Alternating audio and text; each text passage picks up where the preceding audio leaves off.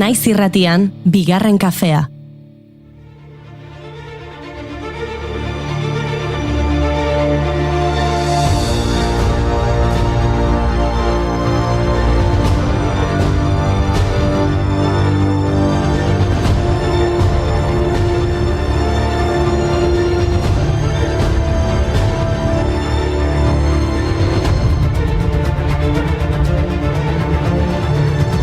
Egun honetan ongi torri bigarren kafera astelena da, temperaturek bera egin dute, eta gu hemen gaude, goxo, erreginak bezalaxe. Maria lehenengo Ingalaterrakoa bezala, adibidez? Gaurko egunez, hiltzen 1558an, 37 urte zituela, ezkongai bila hasi zen oinordekotza izan eta horrela tronua bere aizpa orde zen Elisabeten eskuetara irits ez zedin. Orduan, Espainiako errege izango zen Felipe bigarrenarekin ezkondu eta Espainiara joan zen bizitzera. Geroztik, bertako erregina ezkontidea ere izan zen. Bani ere nahiko goxonago, Karlota Mecklenburg estrelitzekoa bezala. Britania handia eta Irlandako erresumako erregina ezkonkidea, gaurko eguna iziltzena, 1818an. Erreginek kolpeztorririk jotzen ez dutela dio jendeak, baino ze bizitza komplikatu dauzkaten, ze buru.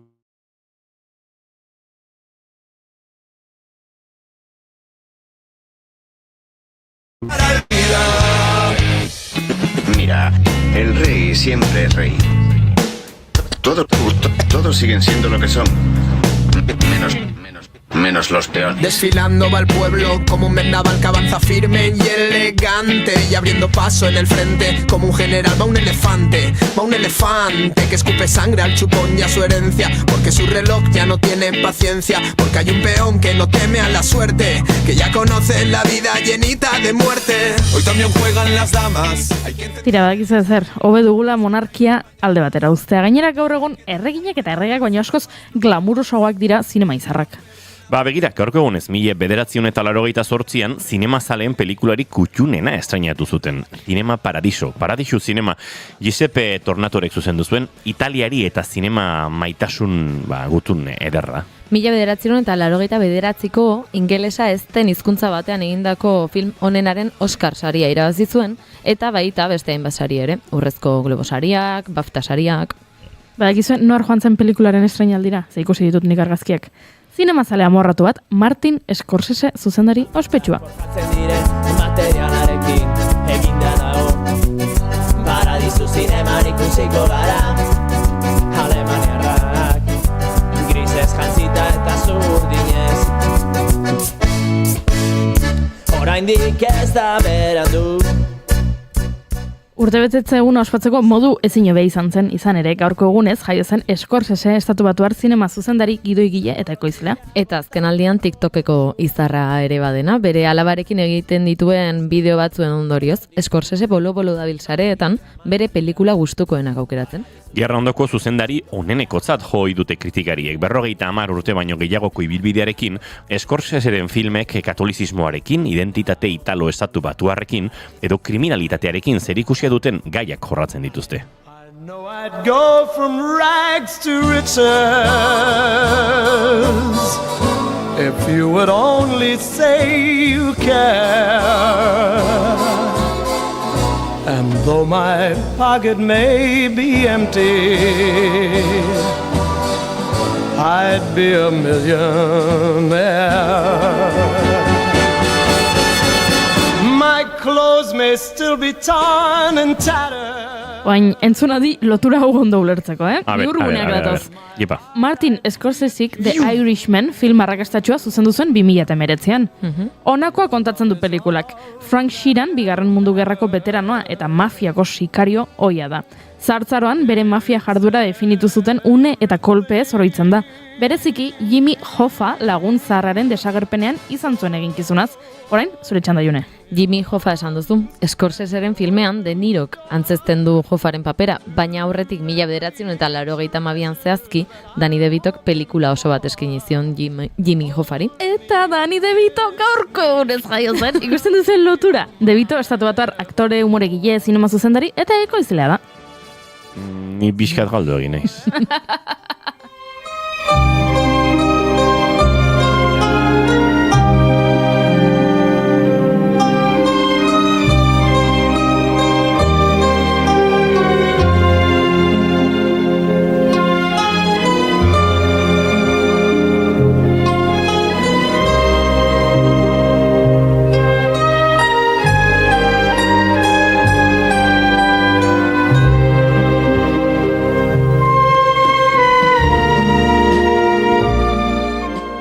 doinu hauekin jarraitu dezagun mafia giroan. Gaurko egunez dendu zen Salvatore Rin, atziliziar familiako buruzagi ohia eta garai guztietako kide ospetsuenetakoa. Ez izenez piztia edo motza, sizileraz ukurtu esaten zioten, baina esaten dute bere aurrean inoretzela ez izenez deitzeko gai izan, bere ibilbide kriminal luzean zehar 40 bat pertsona hil zituen eta uste denez beste 1000 hiltzea agindu omen zuen. Rinak Italiako 2 epai ospetsu hil zituen eta inbesteko ihartzuna eduki zuen albisteak Italia guztian zehar mafiaren eta gobernuaren aurkako protestak piztu zirela. Si pongo mano en el fuego por ti me la quemo segura. Se rumorea que hay dos clases de pendejo, el que habla por la espalda y el que se mira al espejo. Y yo le pregunto al cielo si algún día alguno se atreverá. Si tanto miedo me tienen, ahora teneme de verdad. Voy a ser mafiosa, la amará. Protestak aipatu dituzuenez, gaurko egunez 2005ean Gasteizko Fert Ruckberg kaballito enpresako langilek bertan badera utzi zuten greba, Euskal Herriko inoizko luzeena izan zena, 2 urte eta 14 egun iraun zituen. Gerora luzeagoa egin zuten adibidez Nobaltiako langilek. Begira, egun berean beste greba bat gertatu zen, ikasleen nazioarteko eguna zela eta greba orokorra antolatu zuten unibertsitateen Bologna prozesuaren aurka. Eta beste protesta bat, baina hau zarragoa. Gaurko egunez 1982an 50 prostitutak Londresko Gurutze Santuaren eliza okupatu zuten. Ingalaterrako prostituten kolektiboko kideak ziren. Protestak 12 egun iraun zituen prostituten aurkako jazarpenarekin bukatzea eskatu zuten. Quemo el manual para lo mismo, para lo mismo. Y este manual para los tuyos, los tuyos, los tuyos. Ya me liberé, te liberé, me liberé, te liberé, me liberé, te liberé, me liberé y te liberé.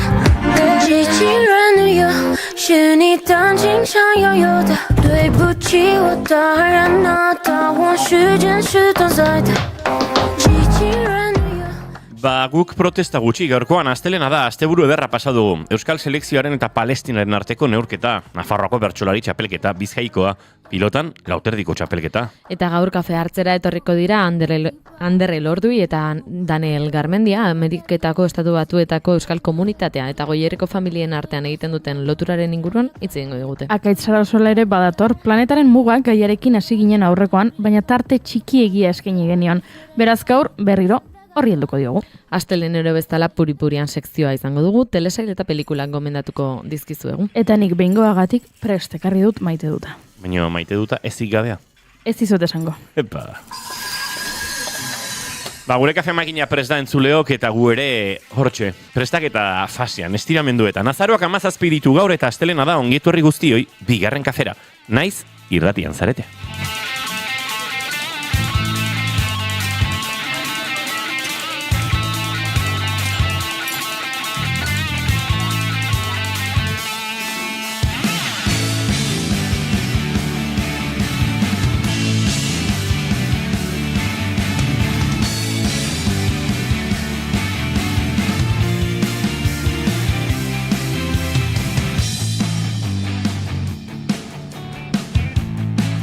Zuekin entzuleok June Romateti barguren, egunon? Egunon.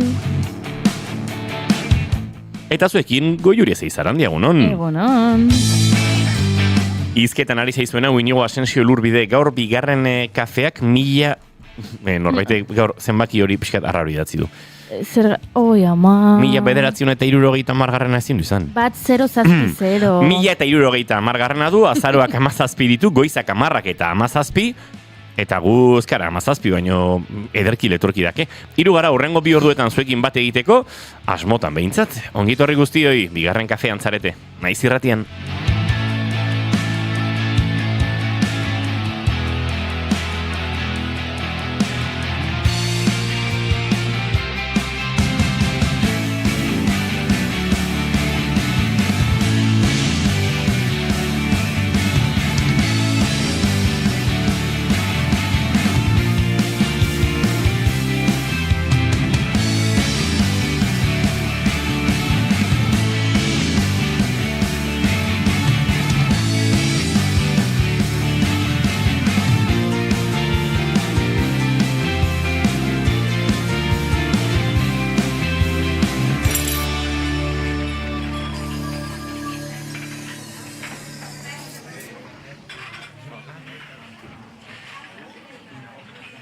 Indarrak hartuz aurrera itxen dugu, albuen zein daukozun gogoratuz.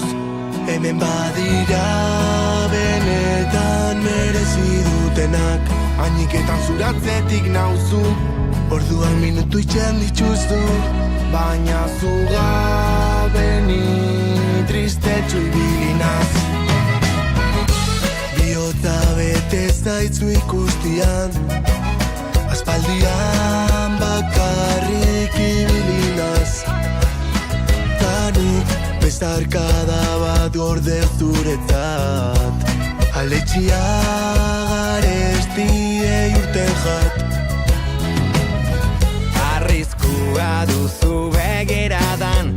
Entzuleo, 19 minutu eta kantu honekin La Chama, Tata, Chick Juarez, Denso, Fane eta kuadria guztiaren bihotzian honekin, abiatu dugu gaurko saioa. Doinu dantzagarri hauekin. Bai.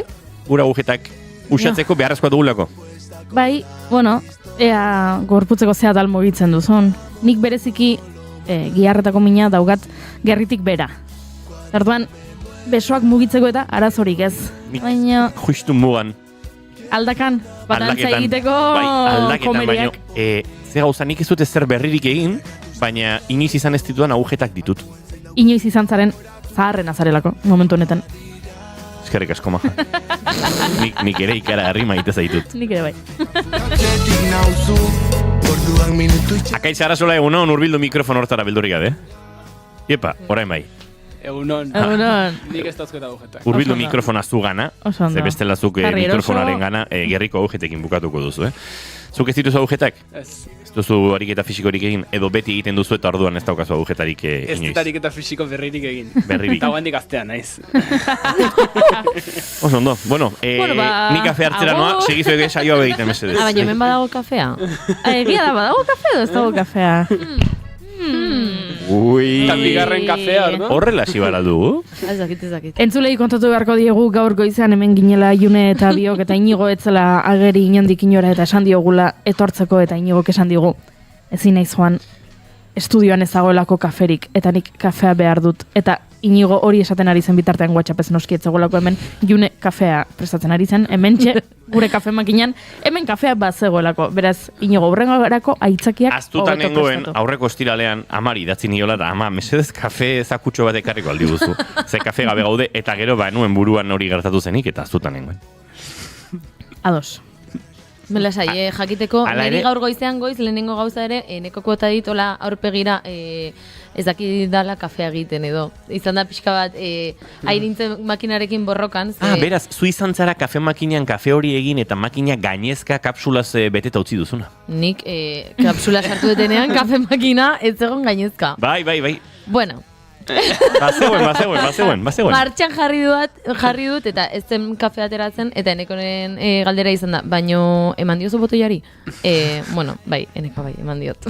Baina, horti begiratzei, baino bai. Eski enekok praktikaldia bukatu duenetik pixka eta arrotuta daukagu, Ez dakit nahi duen, kafea prestatzen, bere kafeari da prestatzen, nahi badu etorri eta bere burua defendatu, gonbidatuta dago gure maite duten tartera, eneko. Sentitu aske, gurera horbiltzeko arazorik gabe. Ez du nahi hori xili geratu zaigu. Zeiune, nahi duzueneko etortzea bere burua defendatzera edo? Bueno, nahi duna egitea, nik badakit botoiari ematen. Berak ez badu defendatu nahi. Badator eneko iturbotan mendi, bere burua defendatzera, noski, hemen uste dut beharrezkoa dela, gauzak bere tokian kokatu eta argi hitz egitea. Eneko, zer esan diozu gaur goizean Juneri?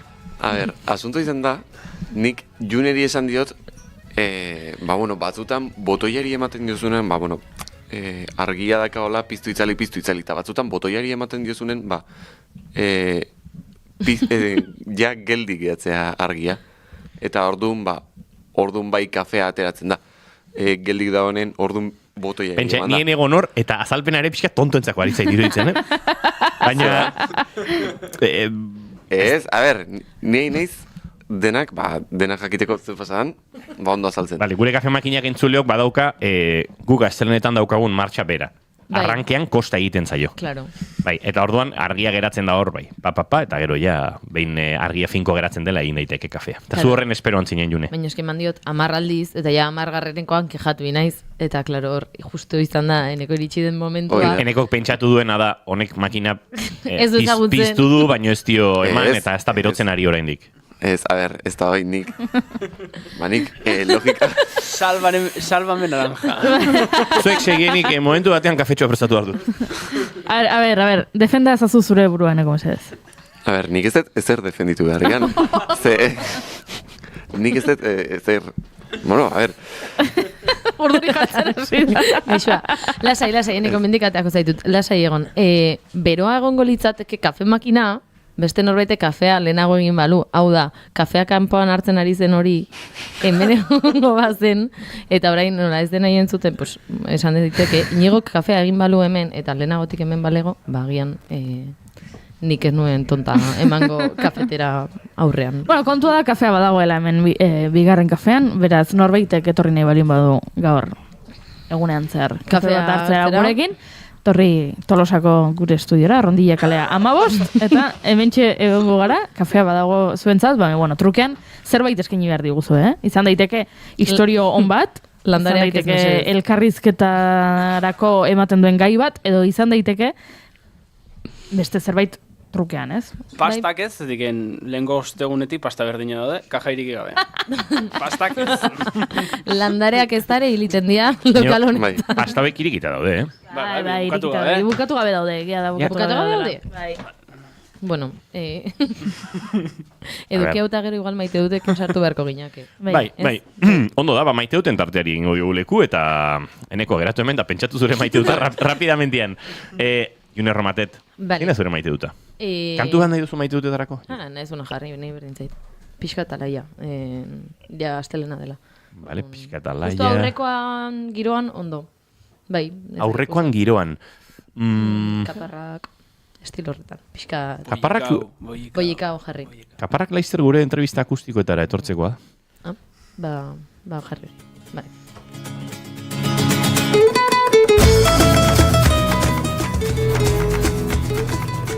Bale, bueno, nik nire inguruko edo nordenak, Julenek esan ditan bezala, badakitzein ez zure maite duta, normala den bezala ez. Bueno, nire maite duta da larun batean bizitu genuen momentua, ez bakarrik partidua, partidua orokorrean etzen ezer berezia izan, egun osoa izan zen berezia. Ni bertan egon nintzen lanean, laguntzen, altzena egiten, eta daukat zapore gazigozoa, esango dut. Nago oraindik oso emozionatuta gertatu zen guztiagatik, izan zelako oso irudi potentea eman zena Euskal Herritik mundura, iruditzen zaidalako bertan egontzelako bai aukera hitz egiteko Palestinaren eta genozidiaren inguruan, bai aukera beste herri zapaldu askoren inguruan hitz egiteko aukera, pankartan ikusi genitzaken bezala emakume saharauiak pankarta heltzen, ikusi genitzaken bezala hori Euskal Herriko selekzio batean ofizialtasuna eskatzen zen pertsona ezberdinen aurpegiak ere ikusi genitzakelako. Daukat zapori gazigozoa, negolako San Mameseko zelaian partidua hasi baino pixka aldenago ikusten nola ari zen betetzen, ikusten nola mosaiko bat eraikitzen mapatean, eta giroa ikusten milaka ikurrina Palestinako bandera ezberdinekin astuta. Eta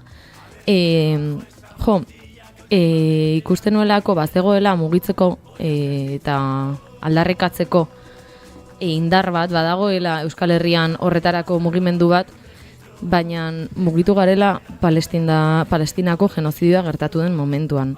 Badagoela mugimendu bat sortzeko aukera, baina gure herriari dagokionean isilpean dagoena, ez dakit beldurragatik, interes faltagatik, edo zergatik den, baina gure herria ere zapaldua da, beste era batean, noski, genozidio bat da, baina zapalduta dago, eta gure herri libre bat nahi baldin badugu ere mugitu behar da, eta iruditzen zait, pasaren larun batean gertatu zena, ez San Mames barruan, milaka pertsona ginen martxa batean, non hasi ginen harriagatik eta iritsi ginenean ia San Mamesera, oraindik batzuk ia harriagan jarraitzen zuten, ezin mugitu aurrera egiten saiatzen, eta hori manifazkartzi goala.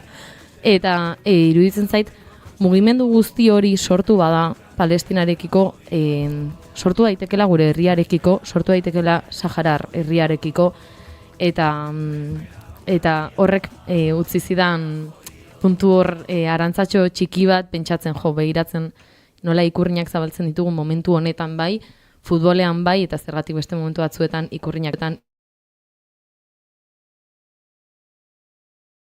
zugarria izan zela larunbatekoa, historikoa izan zela noski, baina, bueno, badaukagula zer pentsatu. Nire rubixatxua ezin zautu ikusi zurekin hauenian. Horrela, eskerretik eskubira. Eneko zina zure maite duta? Bira, nire maite duta da, asteburu hontan, besteak beste Amasako San Martin festak izan dira. Oire bai. Bai, guk dena izan dugu.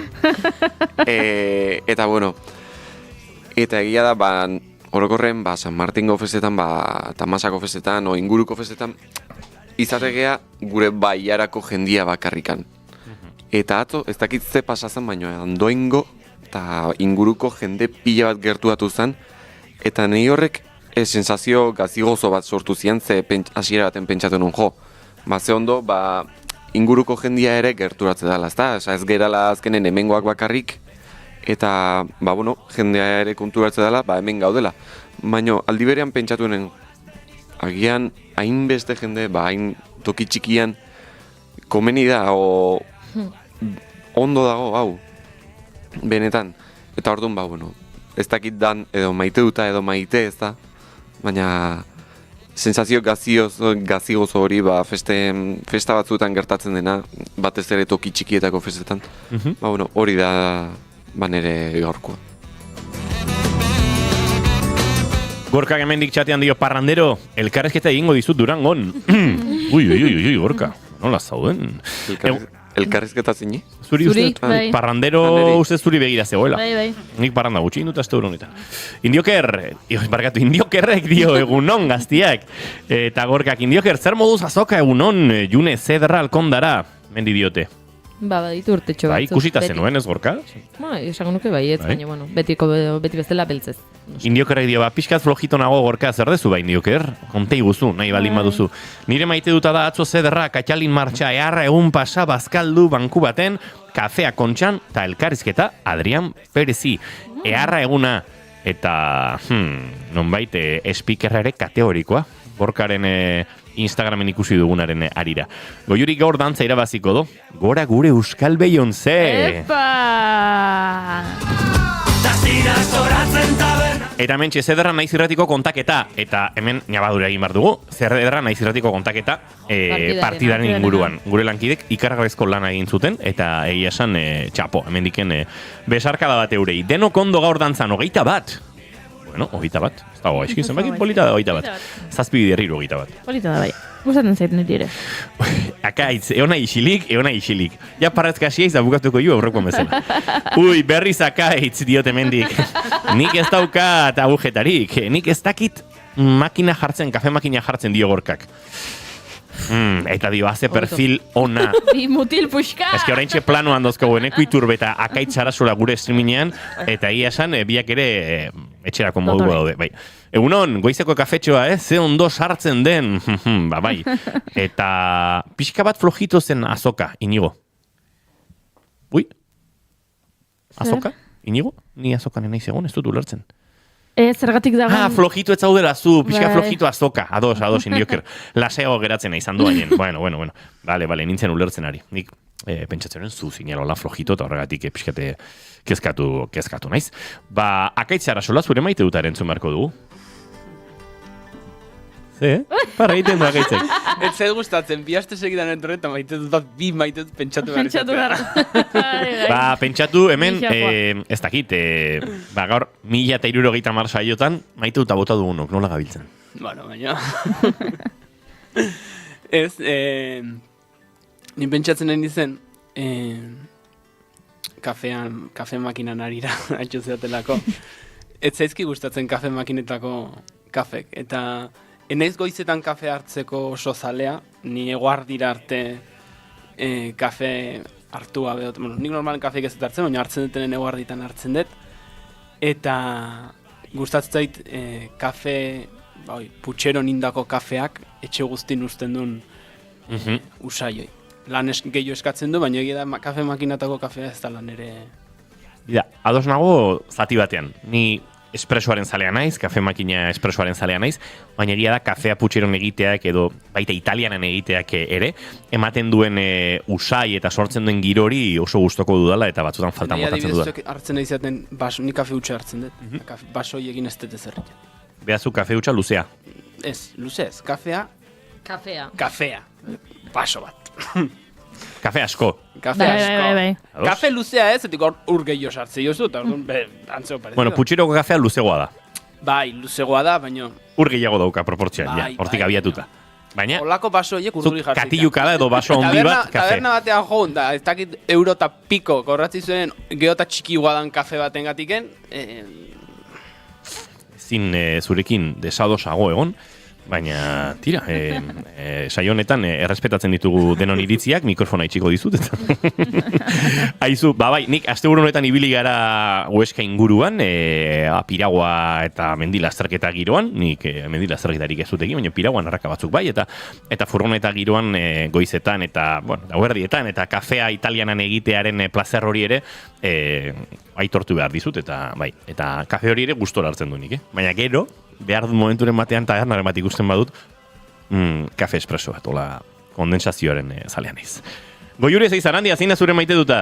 Begira, nik aurrekoan aipatu nuen hemen, eta aritu ginengu hizketan, norbaitek zu ezagutzen zaituenean, ez? Hori badela zu maitatua sentitzeko modu bat, ez? Jo, ze ondo ezagutzen hauen, ze maitatua sentitzen nahi zen. Bueno, gaur nire maite duta hori izango da berriro ere, ze gertatu zitzaidan atzo opari bat egin zidatela.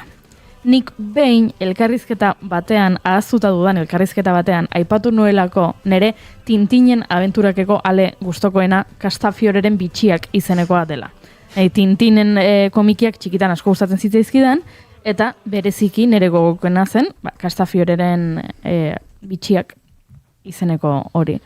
Eta atzo, oparitu zidaten, Sevillako liburu denda batean topatuta, liburu horren bertsio, deluxe bertsioa dituko diogu. Ze komikiaz gain, badakar horrelako ikerketa bat, bitxien historiaren inguruan, garaiko bitxi batzuk zeinen esku zauden, eta orain zeinen esku dauden, eta hau da, hartu du liburua, eta osatu egin du, benetako historiarekin, eta datu ugarirekin, eta pentsatu nuen, nik behin aipatu nuen, gure arteko elkarrizketa batean, asko gustatzen zitzaidala liburu hau, eta zuk egin zenuen datu hori gorde, eta ez soilik gorde baizik eta gorde, eta gero horrekin gainera opari ezin hobea egin. Beraz, desidatzen nago, gaur gauean etxera iritsi, eta liburua irakurtzeko.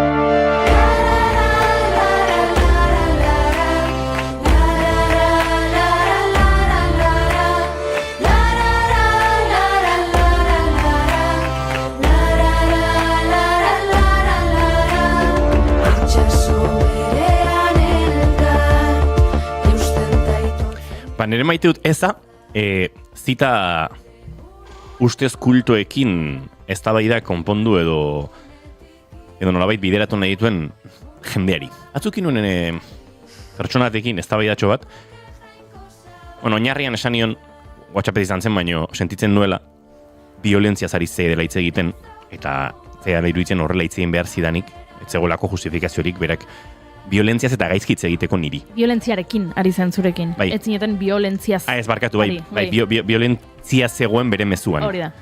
Eta audio pare bat elkartu gatu genituen, eta holako batean esan zidan. Eske, momentuan, pentsatu nuen erantzutea, zeite pedante izan. Baina, konversazioa ja maila batean zegoen horrek akaso ere aserreraman zezaken. Eta esan, geldik, baina ezin dugu gaizki ulertua alboratu. Komunikazioari intrinsekoa da esaten zuen Lakanek. A ver, isiliko nahi nahiko inau. Azteko, hemen ez dago gaizki ulertu bat. Zuk violentziarekin hitz egin duzu, eta violentziarekin hitz egin da gero gainera barkamen eskatu duzu, ondo dago, eta jarraitu dugu horren inguruan osnartzen. Ze jende motak erabiltzen du Lakanen esaldi bat, gainera norberak gaizki hitz egin dizunean. Zenik erabili izan banu esaldi hori, nolabait, gauza pixkat baretzeko edo berari erru sentsazio hori edo gaizki aritu izanaren sentsaziorik entzeko, gaitzerdi, pedante baino lagungarri. Baino, berak eta esan, ai ama. Baina ez zuen tentsioa baretu pixka bat. Papatean horrelako esaldiarekin topatzeak eta... Ez. Bale. Ez, eta... Batzutan eztabaidetan iristen zara hain puntu absurdo batera esaten duzula bida. Hain absurdoa da ja da eztabaida, ja barrea eragiten didala. Eta ja, tentsioa gutxitu egin da. Pentsa, esan nion, pixkat arraro egiten zitzai dela Lakanen zita bat jartzea hor erdian, eta bere erantzuna izan zen, jetxi pare bat tono eta ez sartu Lakanekin. Bueno, es que... Eta jarraitu zuen pixkator erasuan. Eta azkenean, esan nuen, jende honekin behar da hizkuntza nolabait parekoa erabili. Eta hori hasi zinen Freud eta zizketan hasi zinen. Ez, baina bapatean hasi zen bera atzera egin nahi zuela esandakoekin. Eta esan nion ezin zela bizi tiroka eta gero bala jaso nahi izan. Kartutxoa beti jaso, Kartutxoa beti jaso. Hemen gure baso zaino, ondo ari zara. Atera behar duzu liburu bat, zuen ez da honetan. Ez, handik ordu batzutara, onartu zidan, bera tiroka bizi dela eta balak jasotzea besterik izzaiola geratzen eta barkamen askatzea. Bueno, adiskinetu zarete orduan? Oraindik ez. Oso berandu zen eta nila lokartzen ari nintzen bere mezua jaso nuenean. Entzulea da? Entzuten egon daiteke? Ez, itzultzen ari naiz konversazio hau, ze gazteleraz izan zen, eta berak ez daki euskeraz, baina kontatuko diote honen batean, irratian aipatu dela, Lakanen. Eduki gisa erabili duzula? Hori da, gure eztabaida eta Lakanen zita zoragarri hori. Hau esan da, entzuleo, goizeko 10:29 minutu, Akaitz Sarasorarekin aurrera egin behar dugu, eneko itur bezukan badituzu bestelako egingizunak, ez da? Eskerrik asko gurekin zure maite dut elkar banatzeagatik, eta bihar arte. Agur. Akaitz Sarasola nahi duzu zure sekzioari leku egiten dion kantua entzun berriz ere? Bai, entzun barko. Bai, ez da? Hauxe kantua.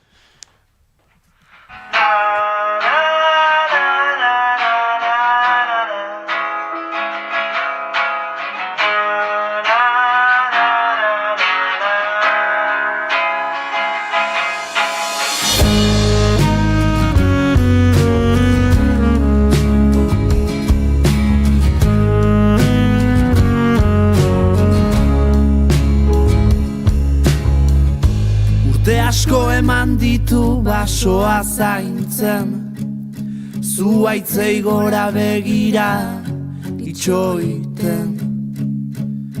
Ez ditu gauzak argi, are ilunak oraindik ere hori posible bada. Hanpatuak ditu zainak odolez, dolorez, esan da bezala, sarreran aipatu dizuegu aurrekoan Akaitz Sarasolarekin planetaren mugen inguruan aritu ginela, eta gerora, labur aztertu genituela, nolabait, hainbat erakusle, munduaren mugak non ari garen gainditzen, non gauden oraindik, garaiz xamar, non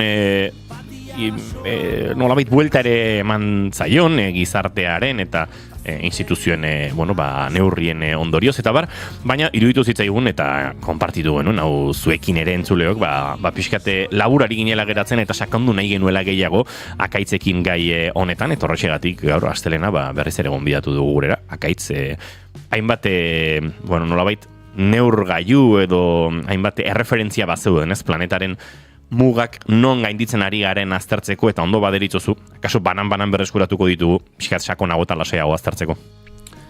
Bai, hori da, ez da, pixkat itzen genuen lehengon, 2009 zientzia lari batzuk elkartu ziala eta muga hauek zehaztu zituztela gutxi gora bera, bai azpiko muga, nola baita esateko markatuz eta bai gaineko muga, ez da. 9 muga aipatu zituzten, lehengon aipatu nitunak, eta guen pixkat, gaurko eginkizuna, gaurko asmoa bintza da, muga horiek pixka-pixkat gehiago jorratzea eta pixkat ulertzea zergatik gainditu diteun, ze falta dan gainditzeko edo zer indeun gainditu ondoren berriz ere bere onera itzultzeko. Ados, eta nolabait erakusle horien artean lehenengoarekin hasiko du guztia. Oker espaniz klima aldaketa zen. Bai, oida, klima aldaketa. Nik leku guztietan klima aldaketa deitu nion leku guztietan gaztelera. Gaztelerazko artikulo eta paperretan. Ateatzen dalako cambio klimatiko edo climate change. Eta, etzai gustatzen gehiagin nola deitzen zen, gero azkenen lotuta dago erabat karbono dioksidoak atmosferan duen eraginakin. Orduan, nik karbono dioksidoan muga, edo ez da nola dituko nioke, baina klima aldaketa gauz oso zabal bat iruditzen zait erakusle bati izena jartzeko. Baina, nire iritzi pertsonala da. Kasu hontan, gaindituta daukeu, kalkulatzen da gutxi gora bera temperatura, lur planetaren temperatura gradu bat baino gehiago dala ja industria aurreko garaietatik eta muga haundi edo garrantzitsuna bezala aipatzen da 1,5. Egia da gradu mediatikora. Egia da zenbait lekutan ja lehen urte bukaeran aipatzezala 1,5 hortatik oso gertu gaudela. Orduan, muga hau oso gainditu da dago, baino, esan behar da baita gaur egun jarraitzen deun bezala jarraituko bagenu, mende bukaeran 4,4 gradu zentigradu iotzera aiatu gintezkeela. Orduan, margena badao eta ematen du zenbait gauzetan behintzat gauzak alde hortatiken ondoiten egala. Ondoiten egala, gaindituta egon arren, 1,5 hortatik pasatzez gehan bitarten, gauza nahiko segurua da. Honekin gertatzen dena da, karbono dioksido asko atmosferan egontean ondorioz, temperatura iotzen da, hori erakusle oso argia da, baino atmosferan ere egonkortasuna desegonkortasuna hunditzen da. Eta desegonkortasun honek eragiten duena da, lehortek eta lehorte haundigok eta uholde haundigok edo euri jasa haundigok gertatzea da. Klima desegonkortuko litzake. Egia da 1,5 dela gizakiaren, berriz ere diot, gizakiaren biziraupenerako muga. Eta pixkat, esango nuke de baita dela pixkat oso kontzientena gehan muga bat azkenen dalako askotan entzutena zuaitzak landatu, ez dakize, gizartean orokorren oso kontziente gehan muga bat, baina gero benetan nik uste de baita norbanako aldetigen oso zaila dela gainitzen, baina itzi pertsonala eta beste bateak utziko dugu. Bigarrengo muga izango litzeke bioaniztasunana.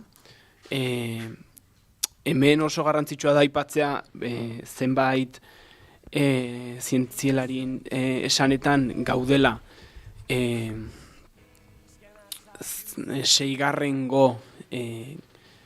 Aniztasun galeran, nola bai esateko da sexta extinción deitzen zaiona gazteleraz, historian zehar, lur planetan historian zehar, egon die beste 5 aniztasun galera handi, eta aniztasun galera deitze zaion honi konsideratzen da espezien 160 eta 95 artean desagertzen den.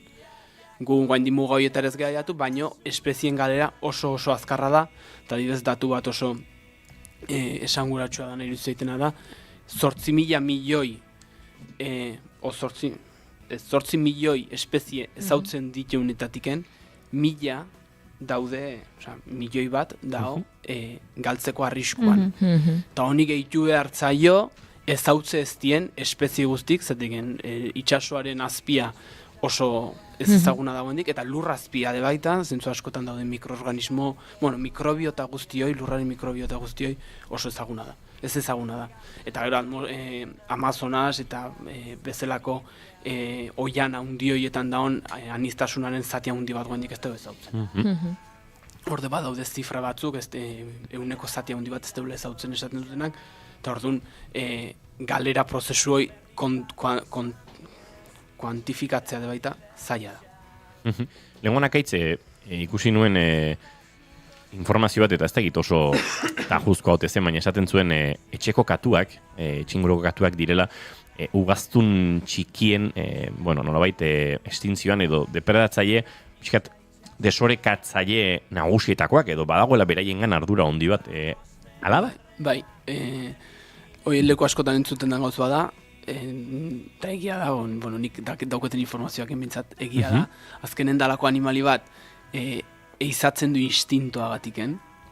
Nezesidari gabe. Nezesidari gabe, orduan, askotan eizatzen du, eizatzeagatiken, indarra badaukelako, baina gero ez du jan behar, orduan adibez, Europa zaharrean zaila da, zehazten, ze eragiten dun, baina adibidez Australia eta bezalako lekutan katua etxeko animali bezala eman zanen, bai ikusi dala zenbait animali sugandileak eta olako animali txikik eta hegaztie txikiak eta txorik orokorren asko izatzen ditula eta behaien populazioetan asko eragiten dula.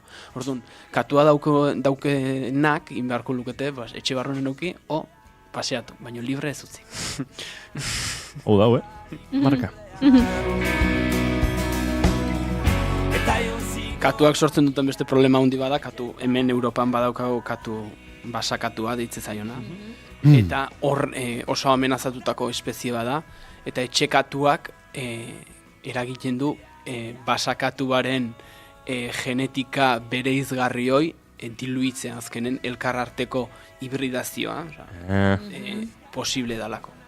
Herri txikitan da asko ikusten da katu, etxe katua dana, baino aske edo kalean bizi dana, orduan horrek eta basakatu baten mugak oso difusoak diet, elkarrekintza bat sortzen da arriskutsua dana basakatuaren populazioarentzako. Ados, biodibertsitateaz ari ginen, hau bigarren erakuslean, nola baita esateko, zagite gehiago aipatu behar dugun, hirugarren erasaltu. Azkeneko puntualizazio bat da, oso garrantzitsua dela biodibertsitatean, espezie arteko, hori lengon da aipatu nu, baina espezie arteko aniztasuna, hau da, espezie asko egotea, baina espezie baten barrunen populazioa de baita nahiko zabala izatea, behaien arten gertatzen dien genetika aldaketa txiki horiek bizirik mantentzeko.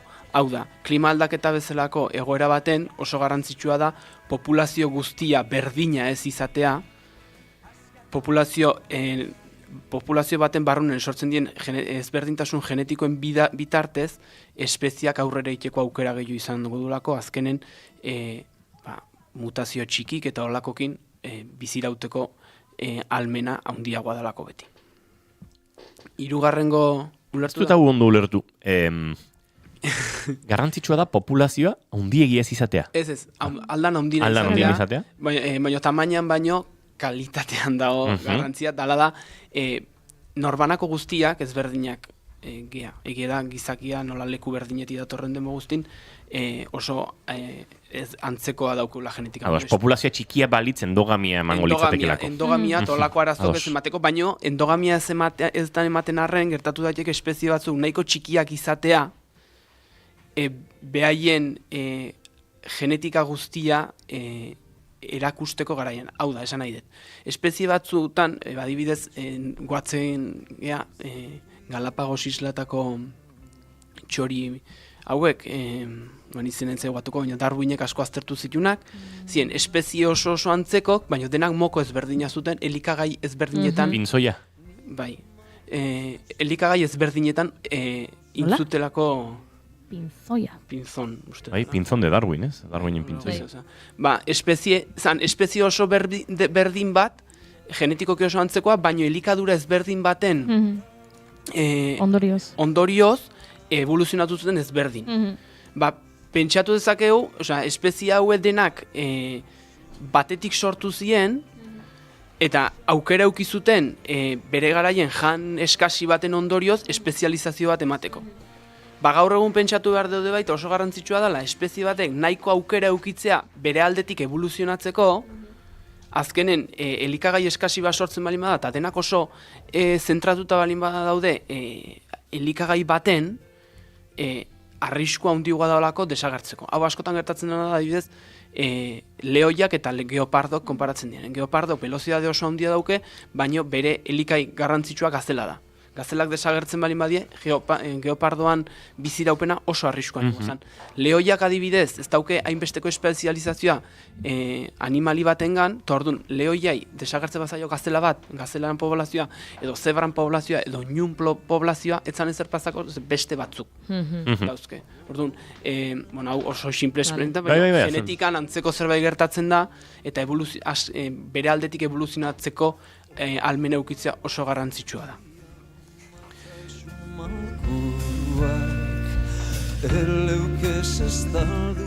Tira urrengo erakuslera ingo dugu salto. Hirugarrengo erakuslea da lurzoruan erabilera, hau askotan aipatu den gauz bada, azkenen gizakiak gero eta gehiago geanez, gero eta presioa handiagoa egite dugu ingurunean nekazaritza eta abeltzaintzarako lur gehiago behar ditulako. Honek baso soiltzeak eragiten ditu, honek suteak eragiten ditu interes jakin batzungatiken, eta ondorioz aurreko erakusleei eragiten dio erabat, ze aniztasun galera bat sortzen du. Orduan, erakusle honetan ez da, haude gaindituta da, hau erabat ikusi da lekuz kanpo gabiltzera ja, eta hemen berri ona da, badaudela teknikak, hemen aipatu duen bezala askotan, saiatu naiz hori adierazten bintzat, badaudela metodok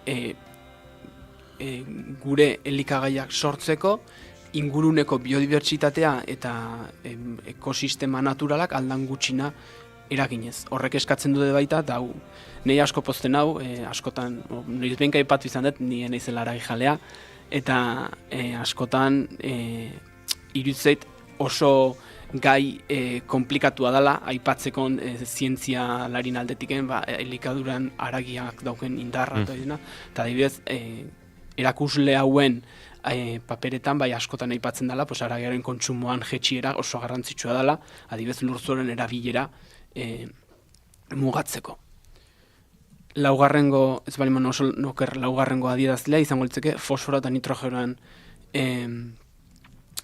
zikloak, ziklo biogeologikoak, kontun hartu behar deu, beste nitrogeno eta fosfora beste nitrogeno eta fosforoa die beste elementu batzun artean oso garrantzitsuk dienak, baino parametro honek bai neurtzen ditula beste elementuke baita. Bi parametro hauek dio oso garrantzitsuk azkenen, bi elementu hauek dio oso garrantzitsuk azkenen landaren hazkuntzan oso garrantzitsuak dielako. Nitrogenoa, lehengo nahi patu nun bezala, oso ugaria da, baino atmosferan.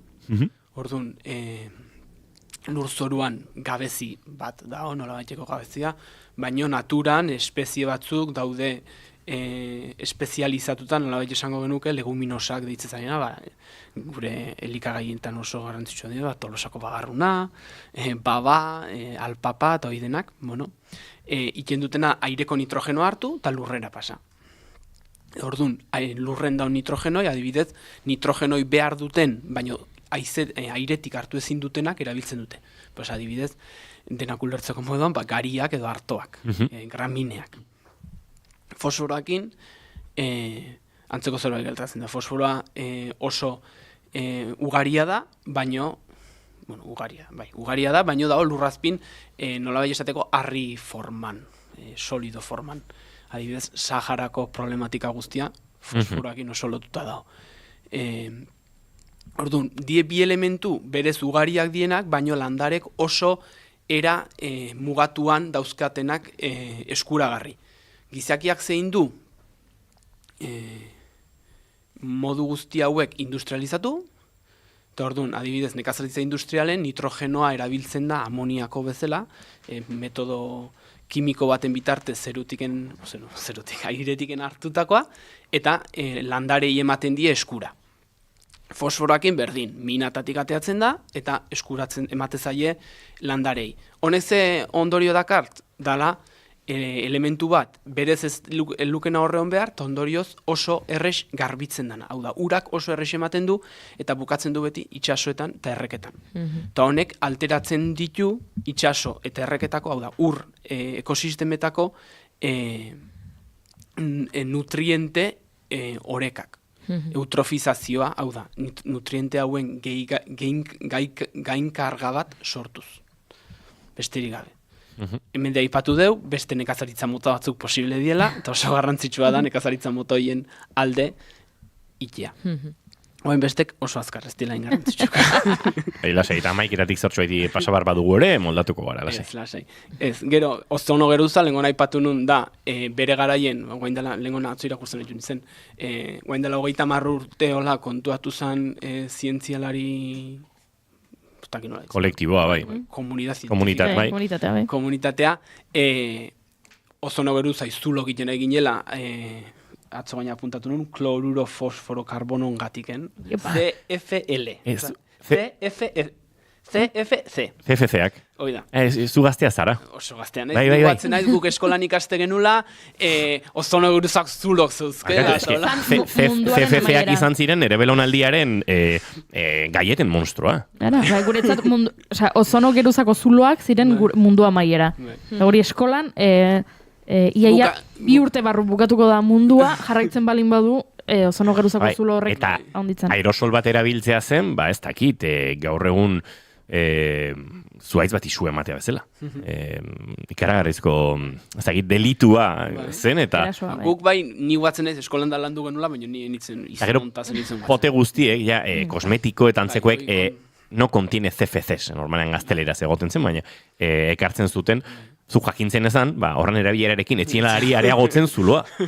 Hori izan zen, hau oso 80ko markadako movida bat izan zen, bai. Hoxe, eta hau da, erakusle bakarra gaur egun arte lortu deuna bere onera itzultzea, eta gaur egun ematen du ozono geruzak.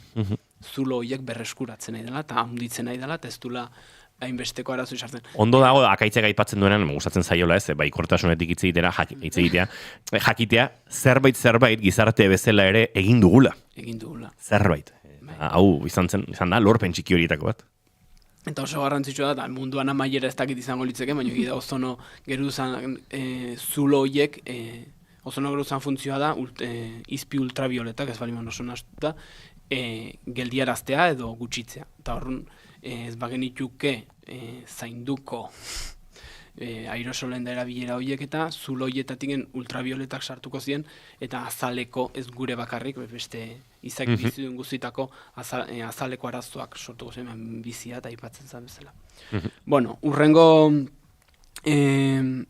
erakuslea edo muga izango litzeke urgezaren erabilera, hau da erabat gaindituta daukeu, beti esaten da lur planeta urdina dala, zerutiken, nik ez dut ikusi bendik, baina erabili dezakegun uraren 2,5 bakarri da urgeza. Eta gaur egun oso ustiatua da, beti bezala, nekazaritza eta abeltzaintzagatik, hau da gure elikadura sortzeko ondorioz, beharrezkoa da, elikadura sistema hau aldatzea eta beste metodo batzuk erabiltzea urgezaren zikloa errespetatzeko. Azkenen ez da ura bukatzen, gertatzen dela, gastatzen deula gehiegi, ondoren bere ziklo horrek ez duela ematen. Pentsatu behar deu, datu gola pixkat sasi zientifiko bezala, baina dala uraren zikloak urtanta batek behar deula ez dakizeman urte berriz ere itxasotik atea eta berriz erreka berdinetik pasatzeko. Errekatik, evaporazioan sartu eta laino bate iotzeko. Ez dakizeman 1000 urte ziren. Orduan, kontun hartu behar dut baita, ur asko daola, baina erabili dezakeguna oso gutxi dela. Askotan entzuten den soluzioa da, desalinizatu ingo dugu. Desalinizatzea dauke gastu energetiko oso handi bat, beste arazo bat sortuko litukena, eta ur hortatik kentzen den gatzoi, azkenen itxasora bueltatzen da, orduan, Atlantikoa bezalako itxaso handi baten ez zer pasatzen, baina adibidez, Mediterraneon ikusten nahi die desalinizazioan ondorioz bakarrik, baina gain salinizazio bat gertatzen ari dela. Gatzan porzentajea haunditzen edala, Mediterraneokoa lehenoia haundia zanen. Eta adibidez, itxaso Hilean? hilean, hori da, gatz portzentajea oso altua da, ja, altua da. Gatzaren portzentajea bizaki bizidunen biziraupenarekin. Bueno, azkena saltatu genuen muga, izango zen ozeanoen azidotzea, hori esplikatu nun pixkat, gaur gehiagin nahi sartuko da, itxasoak daukelako bere kapazitatea karbono gehiago hartzeko, lurzoruak daukena baino, eta orduan karbono asko hartze horrek eragiten du erabat dauken pH-ean, azido egiten du karbonoak, eta honek eragiten du aniztasun galera handi bat. Koralan eriotza, eta hori dena. Datu bezala, eta pixkat alarmante eritu zitzaiten, baina iruzet leku egokia dela botatzeko, esan deleno 6 aniztasun galera handi gertatu, 5 aniztasun galera handi gertatu diela historian zehar, beste, eta guain 6. gaudela bezala, beste 5etan erakusle oso garrantzitsu bat, dena katapun intzun momentua, izan zen itxasoen azidotzea gertatu zen momentua. Itxasoen azidotzetik aurrea, gauzak okerragoa jontzien katapun. Vale. Eta ja azkeneko bik gehatzen zaizkit, oso labur, ja behan duaz, atmosferako aerosolon kopurua, azkeneko bi muga hauekin gertatzen dena da oso muga berrik diela, eta oso zaila dela neurtzea, muga berri baino die, muga batzuk oso difusok, ezin dana, beste muga guztik oso erresa zen, konparatzen zen, guain dela 200 urteko egoera eta gaur egungoa. Bi muga hauetan ezin da hoien, zetik ez dakigu, ez dakigu ez zeuden aerosolak, aerosolak die, gizakiak, aerosol batzuk, kasu honetan lantzen dienak die, gizakiak erregai fosilen ondorioz, erregai fosilak erabiltzearen ondorioz sortzen dien eta airera botatzen dien elementu batzuk, elementu horien konzentrazioa leno iaia 0 zan, eta gaur egun adibidez oso altua da, konsideratzen da ez deula gainditu oraindik, baina oso zaila da neurtzea benetan zeinan muga. Ez daudelako erreferentziak beste urtetakok. Eta honek adibidez, aerosol hauen kantitateak eragiten du Monzoian, Asialden da oso ezaguna dien Eurite eta Lehorte ziklo horiek erabat alteratzea. Eta gero azkenekoa, lehenengo nahi patu nunde baita, sustantzia berriak, izango liz da mikroplastikoak eta sustantzia guzti hauek baita, ezin dana hartu erreferentziatzat beste inongo garairik azkenen oso berrik dielako. Konsideratzen da, ez da hola gaindituta hau dezta, baino argi da oso mugan gaudela azkenen, ez dakiteko aspaldinik ez dut entzun, baino guain dela hilabete batzuk ontzan oso modan, beste kontinente bat zeola Atlantikoaren erdian, plastikok eta hori denakin orduan, diazkeneko bi muga hauek zaila dienak esatea gainditu ditu, no ez? Perspektiba historikoak erakutsiko dizkigunak, ezta? Akaitz Arasola, mila esker, eta laizzer arte. Eskerrik asko. Entzuleok 11:06 minutu berandu xamar, baina bagoaz azken ordukoaren bila, Bilboko estudiotara Itxaso Leon lankide antxe dugu. Itxaso, egunon? Egunon bai, gaur goizeko aipagaien artean, esan behar, 6 ibilgailu erabat kiskali direla astelehen honetan Gasteizko industria pabiloi gune batean izandako sutean Lakuako segurtasun sailak jakitera eman duenez. Ez beharra, goizaldeko 6ak baino lehentxeago gertatu da, Miraballes kalean eta ertzaintzaren patrullak eta suhiltzaileak bertaratu dira, sutea itzaltzeko lanetan ari dira, esan behar ere ez dela zauriturik izan, eta ertzaintzak ikerketa abiatu duela sutearen nondik norakoak argitzeko. Eta Gasteizen geratuko gara, izan ere 21 antiabortista epailaren aurrean eseriko dira astelehen honetan. Gogora ekarriko dugu 2022an Donostian eta Gasteizen Askabideko kliniken aurrean euren ardunaldia etetera zijoazen emakumeak jazartu zituztela hainbat talde kristauko toitze egiten ari zirenaren argudiopean, eta lehen aldia da Europan antiabortistak auzitara eraman dituztena. Itxaropentsu mintzatu da gurean Naroa Iturria Askapena klinikako zuzendaria Gasteizko epaiak jurisprudentzia sortu dezakeelakoan. Eta hori ja garaipena da, ezaz, egon gauden gizartean horrelako puntu batetara iristea, ja garaipen bada, lehenengo aldiz Europan hau gertatzen dana, eta denak horri begira gaude, ez gu bakarrikan, baizik estatu guztian eta ere bai, beste klinika guztiak eta begira gaude, eta emakume guztiak. Eta Euskal Herritik kanpotik datozkigun albisteen artean gaur goizean, Carles Puigdemont, Kataluniako presidente ohiaren defentsak atxilotzeko agindua bertan bera uzteko eskatu diola Espainiako auzitegi konstituzionalari. Europar Batasuneko Justizia Auzitegiko abokatu nagusiaren ondorioetan babestu da, zeinak ezartzen baitu prozes delakoari amnistia emateko legea ez dela Europako terrorismoaren aurkako zuzentaraguaren aurkakoa eta Europako batzordearen irizpidearen aurka ez dela autoamnistia bat. Jarraituko dugu honen inguruan sakontzen eta bestelakoak ere ekarriko ditugu, baina 12etatik aurrera izango da hori. Gero arte. Eskerrik asko Itxaso Leon, aurrera jarraituko du hementxe bigarren kafe hartzen eta informazioari berriz ere leku egingo diogu eguerdiko 12etan hemen naiz irratian. Entzuleok, esan da bezala, bagoaz aurrera.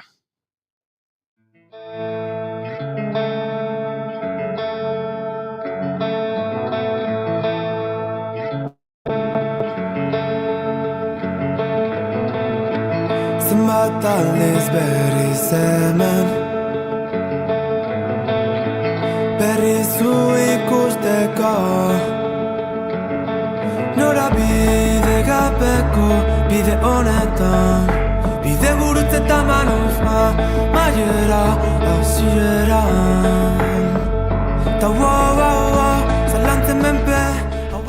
Euskal Herriko diaspora zabala dela ezaguna dugu, gure herrietatik bizitzea berri baten bila mugitutako jendearen historia ezberdinak entzun izan ditugu beti.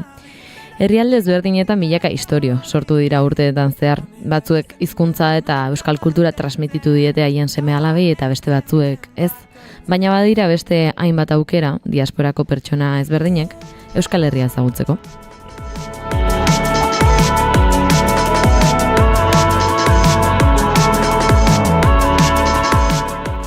Aukera horietako bat da Ateak ireki proiektua. Goierriko eta Ameriketako Estatu Batuetako euskal komunitatean artean zubiak eraikitzea helburu duen proiektua. Udan 3 astez Estatu Batuar gazteek aukera izaten dute Goierriko familietan bizitzeko eta gure herria ezagutzeko.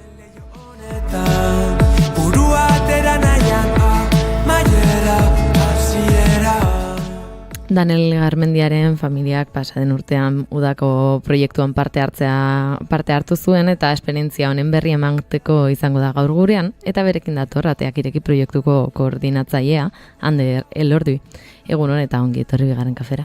Egunon, eta eskerrik asko. Eskerrik asko. Bueno, lehenik eta behin elkarrezketak hasi baino lehen egiten ditugu bi galdera pixkat ezberdinak eta galderak esango nuke Anderrek agian ezagutu ditzakeela, ez dakit noizbait egin dizkizuten, ze hemendik pasa zaraia dagoeneko, baina galderak goiurik egingo dizkizu.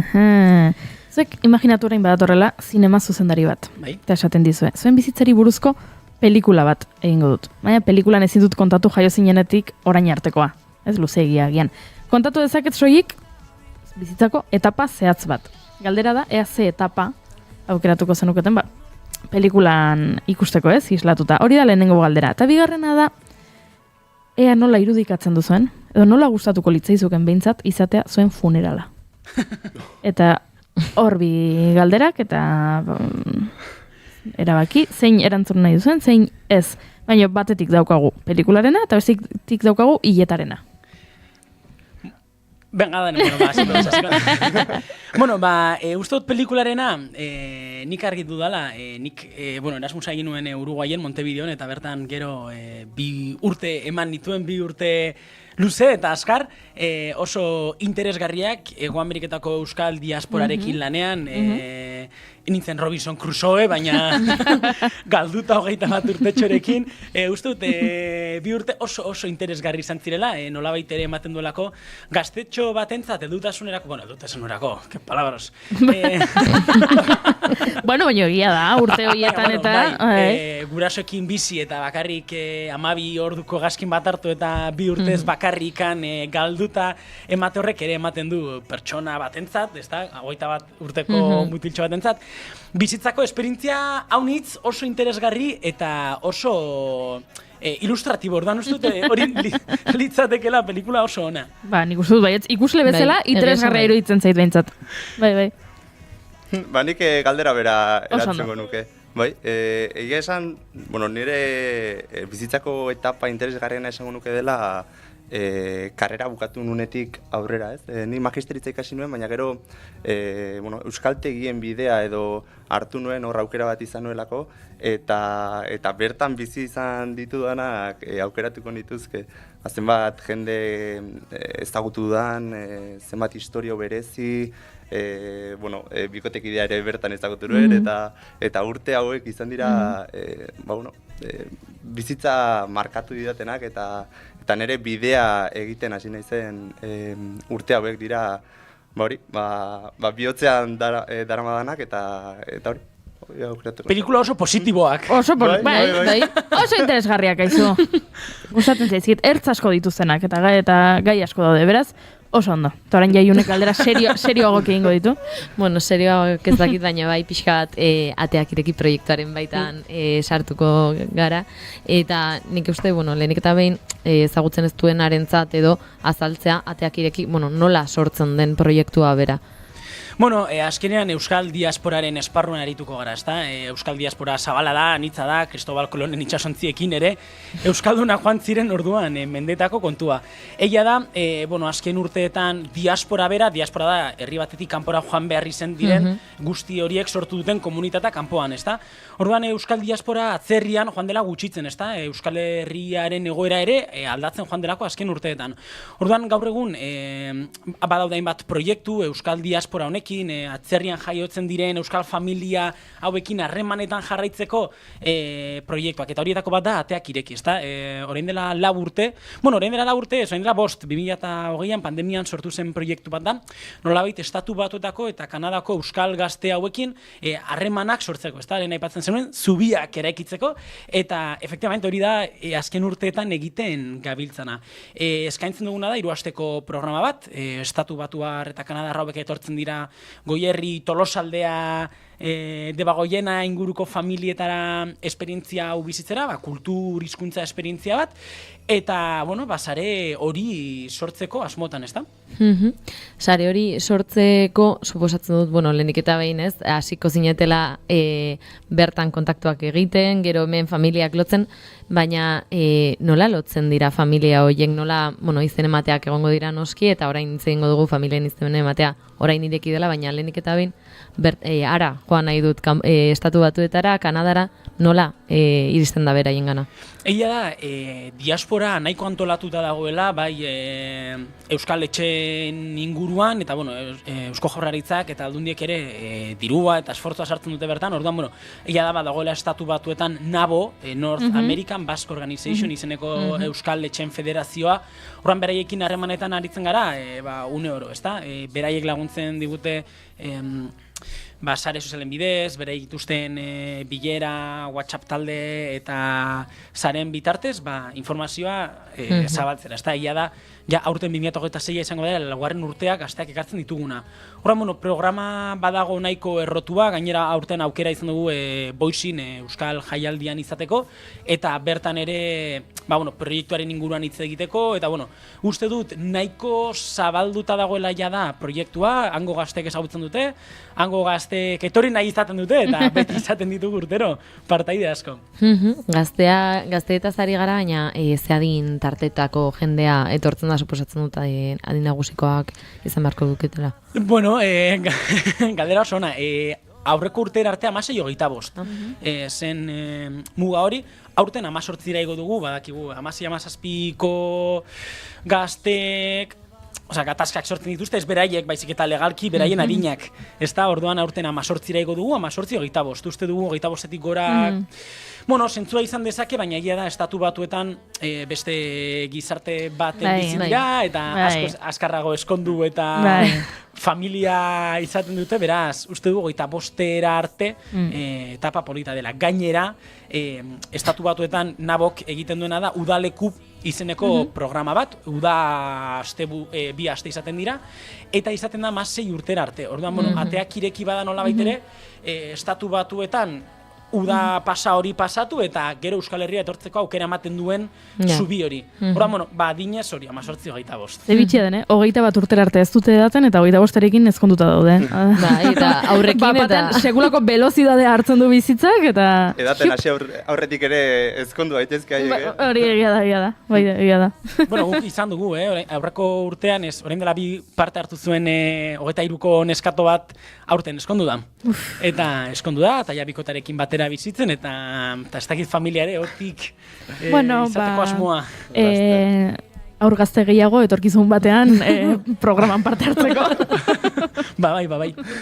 Eta Danela aipatu dutzuk parte hartu duzu familia moduan, bertan jasotzeko pertsona bat edo, nola parte hartu duzu edo nola bururatu zitzaizun bertan parte hartzea? Ba, egia esan, aurreko urtetan eta ikusi nituen, hori estatu batuar gazteak Goierri inguruan, eta hasieran esaten nuen, beste norbaitek hartu ez dala, edo ez da gokin niri, baina ikusi nuen, hori jendea behar zutela, familia behar zituztela, eta esan nuen, zergatik ez, nire bizitzarekin bateragarria da, eta probatuko dut.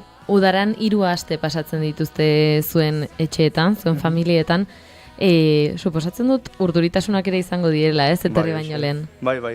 Ba, hasieran ez dakizu zerekin egingo duzun topo, ze pertsona tokatuko zaizun, hori, zenbat gauza eukiko ditugun aman komunean elkarrekin, baina bueno, aurrera egin behar da, eta urduritasun horiek, horiei aurre egin behar zaie, ez? Eta lehenengo momentuan pertsona autopatu zenuen, ez dakit, nortzen etorri zena zuregana, konta iguzu pixka? Etorri ziren, Bilbora iritsi ziren hegazkinean, eta etorri ziren autobus batean denak herri batera, kasutan nire herrira etorri ziren, Idiazabalera, baina 30 estatu batuarrak eta hemengo familia guztiak. Orduan denok elkartu ginen hor, eta ni, zein da, ez? Argazkietan ikusi nuen nortzen, baina momentuan bertan egin genuen topo. Hori, estatu batuar guztiak, gu beste 30 familia, eta kaixo, elkarrekin egon beharko dugu 3 astez nire etxean. Eta hola, siginen ezagutzen, 4 galdera egin, eta goazen etxera faltzera. Eta, etxera faltzera eraman ondoren, hasten da hor programa luze bat, ez da, zuekin familiekin egotea ez gain, programa bat eskaintzen diezue udako 3 aste hauetan zehar, ez da? Bai, luzea, ez dakit intentsoa, bai, azkenean pasatzen da oso askar, ez ditugu bakean usten da, tapa. Astelenetik ostiralera guk eskaintzen ditugu programa itxita dugu. Goizeko 9:00 hasten dugu egitaraua Maizpide Euskara Barnetegian, Euskara eskolekin. Eta gero eguerdian, arratsaldean izaten ditugu tailerrak, bertsolaritza, sukaldaritza, eskupilota, herri kirolak, eta gero irterak ere egiten du, Bizkaiara, Iparraldera, Nafarroara, eta hori, arratsaldeko 6:30, 7:00 bukatzen dugu. Orduan, familientzat ere aukera bat da, lan egiten dutenean, gazteak ere gurekin daudelako, etxetako gaztek ere parte hartzen dute ekintza, tailer eta irtera guztia hauetan. Orduan, bada iaia 24 orduko komuna bat denok batera euskal kulturan murgildu nahian. Eta asteburuak, larun bat eta igande izaten da, gazte bakoitzak familiarekin, nahi duena egiteko. Askorentzat lehen aldia da Euskal Herrian, orduan, beraien arbasoen herriak, edo bizirik egotekotan, bera aiton amonaren lenguzuren bat bizitatzera joaten dira, edo, egia da San Fermin garaian ere etortzen direla, asko San Fermietara joaten dira, baina, hori, 3 aste izaten dira, oso intentxo, baina uste dugu oso polit. Aurten aipatu duzu ez, Boixira juteko aukera ere izan duzuela, justu izango zen, 20an bukatu zen aurtengo udako esperientzia, eta jarraian izan zen, bertan hasi zen jaialdi guztia, nola izan zen hangoa? Efectivamente, 23an hartu genuen hegaldia eta Boizira zuzenean. Bueno, jaialdia bada telebistan ikusten dugu, eta irratian entzun bada jaialdi handia. Egia da, 5 urterik behin egite horrek ere ematen diola bere xarma, egia da ere oso estatu batuarra dela, adibidez, herri kirolak, egiten da hokei estadio batean, argiak, sirenak, pantailak, oso Euskal herri kirolek oso ontzat emango eluketen kontekstu batean, ez? Gure liturgia eta gure olako kirolak bizitzeko moduak elukera bat egingo, baina han egiten da. Hori da, edo Euskal Dantzak ere egiten dira hokei estadio horretan, eta dena da argia, dena da pon, txon, eta oso estatu bat horra, oso folklorikoa ere bai, baina egia da, beraiek horrela bitzi dutela, Euskaldun asko ere topatzen dituzu, txikitan artzen moduan ara joan, eta oraindik ere euskaraz egiten duten familia zahar horiek ere geratzen dira, eta, interesgarria, egia esan, bizitzeko. Eta hemen pasatzen dituzten, hainbat egun, pertsona ezberdinak etxean sartzea orokorrean Euskal Herrian kostatzen zaigula esan genezake, esango genuke, suposatzen gehiago hain kultura ezberdinetik datorren pertsona batekin. Daniel, zein izango ziren esango zenuken lehenengo txoke edo kontraste hoiek? Lehenik eta behin hizkuntza. Niri egokituztean estatu batuarrak etzekien euskeraz, ez gazteleraz. Eta nire amak, bakarrik euskeraz edo gazteleraz.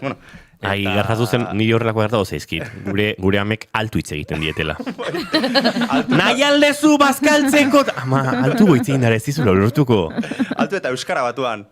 Nire amak euskarkiak entzun zen bere iztegitik eta bakarrik euskara batuan eta altu egiten zion. Bai, eta nik hor bitartekari lan egiten nuen, estatu batuarrarekin inglesez, nire ingelesez, ez? Nik ere eskolan ikasi dudanarekin. Eta gero, amari itzuli eta bat eta beste.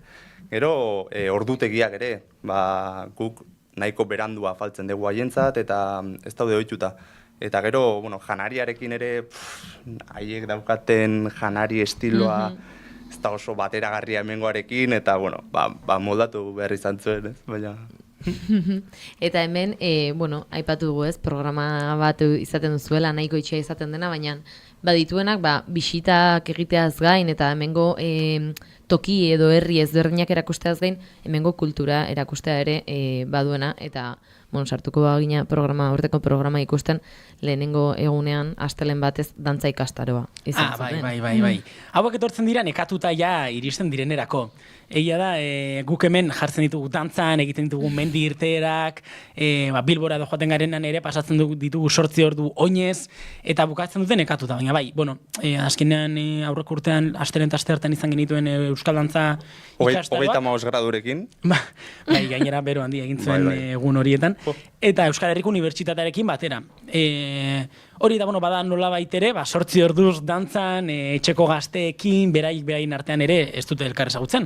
Eta lehenengo egun hori izaten da oso intentsoa, polita, eta dantzan, nola ez?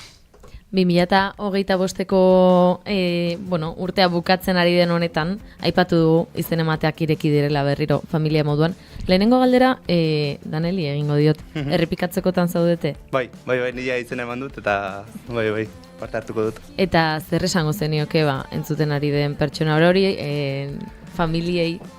Nik esango nuke, zalantza baldin badauka familia batek, bada ez bada izen emateko. Ez delako damutuko, programa izugarri honetan murgilduko delako, eta hainbat esperientzi biziko dituelako, errepika ezinak, hainbat sare egingo dituelako, ezagutuko duelako haien errealitatea, eta haiei erakustea zer den gure kultura, gure hizkuntza eta gure ohiturak izugarria delako, ez? Eta hemengo sare hau handitzen joatea oso garrantzitsua dela, haiek han bestei ere transmititzeko zer den gurea, zer den Euskal Herria eta zentzu diren gure tradizioak, ohiturak. Eta Ander, pixka bat gehiago koordinatzaile lanetik galdetuko dizut, izen eman nahi duen familiek ze, oinarri edo bete behar dituzte edo zein dira bete beharrak? Bueno, gogoa izatea, nahia izatea, eta, 3 aste horietan, erdi libre izatea, etxean pertsona bat sartzeko, ezta? Ez dugu perfil konkreturik, eta ez dugu soilik Goierriko familia bat bilatzen, baditugu Tolosaldeko familia asko, horrek ere niri aukera eman dit Tolosaldeko herri asko ezagutzeko, Debagoienako familiak ere izaten ditugu, eta, azkenean, ez duzu zertan etxean gazte bat izan, 18 eta 5 urte bitarteko gazte bat bazara, zuretzat da programa, ez da, zuk sortuko dituzulako harremanak. Baina egia da, bikote, 35 urteko bikoetak ere izaten ditugula, beraiei egokitzen diegu nagusiena, 25 urte, adinez azkenean, ez da inbesteko aldea eta pintxopota egiteko berdin-berdin, eta hori, edo seme-alaba gabeko familia helduak ere bai, azkenean interesa izan ezkero, diasporako gazte hauei aukera hori emateko eta sare hori sortzeko, aurrera. Gainera, sarea ez da soilik etxeko horrekin sortzen, azkenan familien artean ere egiten ditugu erromeriak eta mendirteerak, euskal kanten jaialdiare egiten dugu, gazteen artean ere sortzen dute taldetxoa, gero euskara eskoletan dauden bitartean, euskal gazteak elkartzen dira eta joaten dira baskaltzena batera, edo joaten dira txangoa egitera, edo uste dut, sarea sortzen dela, maila askotara, ez da? Orduan, nik esango nioke dudatan dagoen, zalantzatan dagoen familia horri animatzeko, ez dela damutuko, eta azkenan talde bat gara, herri proiektu bat da, hemen diru irabazi asmorik gabeko proiektu bat gara, beraz, denon artean sortzen dugu, elkartekin, udaletxeekin, eta animatzeko oso ondo pasatuko duela. Eta izen ematearen azkeneko egunak noiz dira? Orain abenduaren 7an bukatuko dugu izen ematea Estatu Batuetako eta Kanadako gazteentzat. Familientzat epea isteak, itxi, abenduaren 7an istea gustatuko litzaigu, baina azkenan zaunetaz emat familia ditugun, pixka bat luzatzeko aukera ere izango dugu. Baina zalantzatan egon ezkero animatu eman izena ja, ateakireki.eus, da gure webgunea, eta gure sare sozialak, Instagramean, Facebooken igotzen ditugu elkarrizketak, igotzen dugu informazioa, bertan egiten dugu jarraipena, eta hori, zalantzarik izan ezkero, idatzi korreora, ateakireki abildua, ateakireki.eus. Bertan erantzungo zaitugu, eta dozein zalantza edo argituko dugu, eta konbentzituko zaitugu. Mi esker, Ander eta Danela guztia kontatzeagatik zoragarria da egiten duzuena, eta 2026 horretan, bintzat entzuten ari den norbaitek izena ematen duen. Eskerrik asko lekua egitarren. Eskerrik asko. Entzulio, 11:29 minutu, agurtu berri ditugu Danel eta Ander, eta aurrera egingo dugu Naskerren kantu honekin, 52 kilometrotara, honekin egingo ditugu, rengo minutu parea, eta segituan, zuentzatein bat gomendio, baditugu pelikulak, telesaiak, eta Imanol González Gurrutxaga etorriko da gurera, gomendio batekin, eta Sevillan bizitako ezkontza baten ajearekin. Dena, segituan hemen txezuekin, naiz irratian.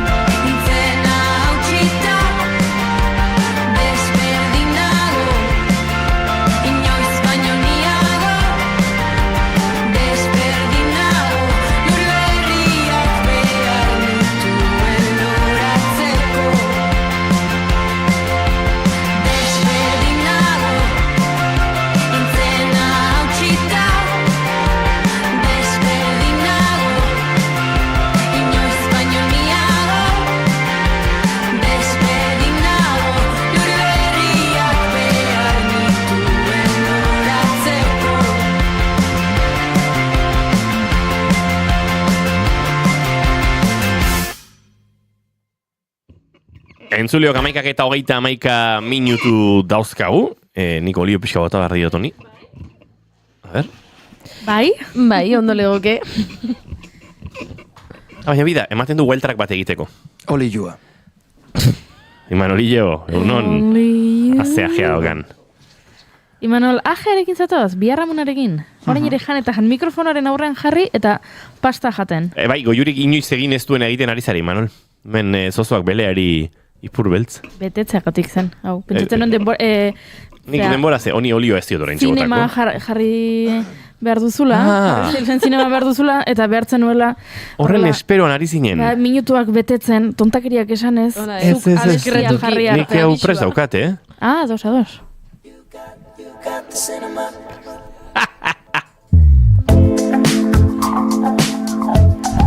Jo, nahi nuen jakin nolako izan zen Imanolen Sevillako ezkontza.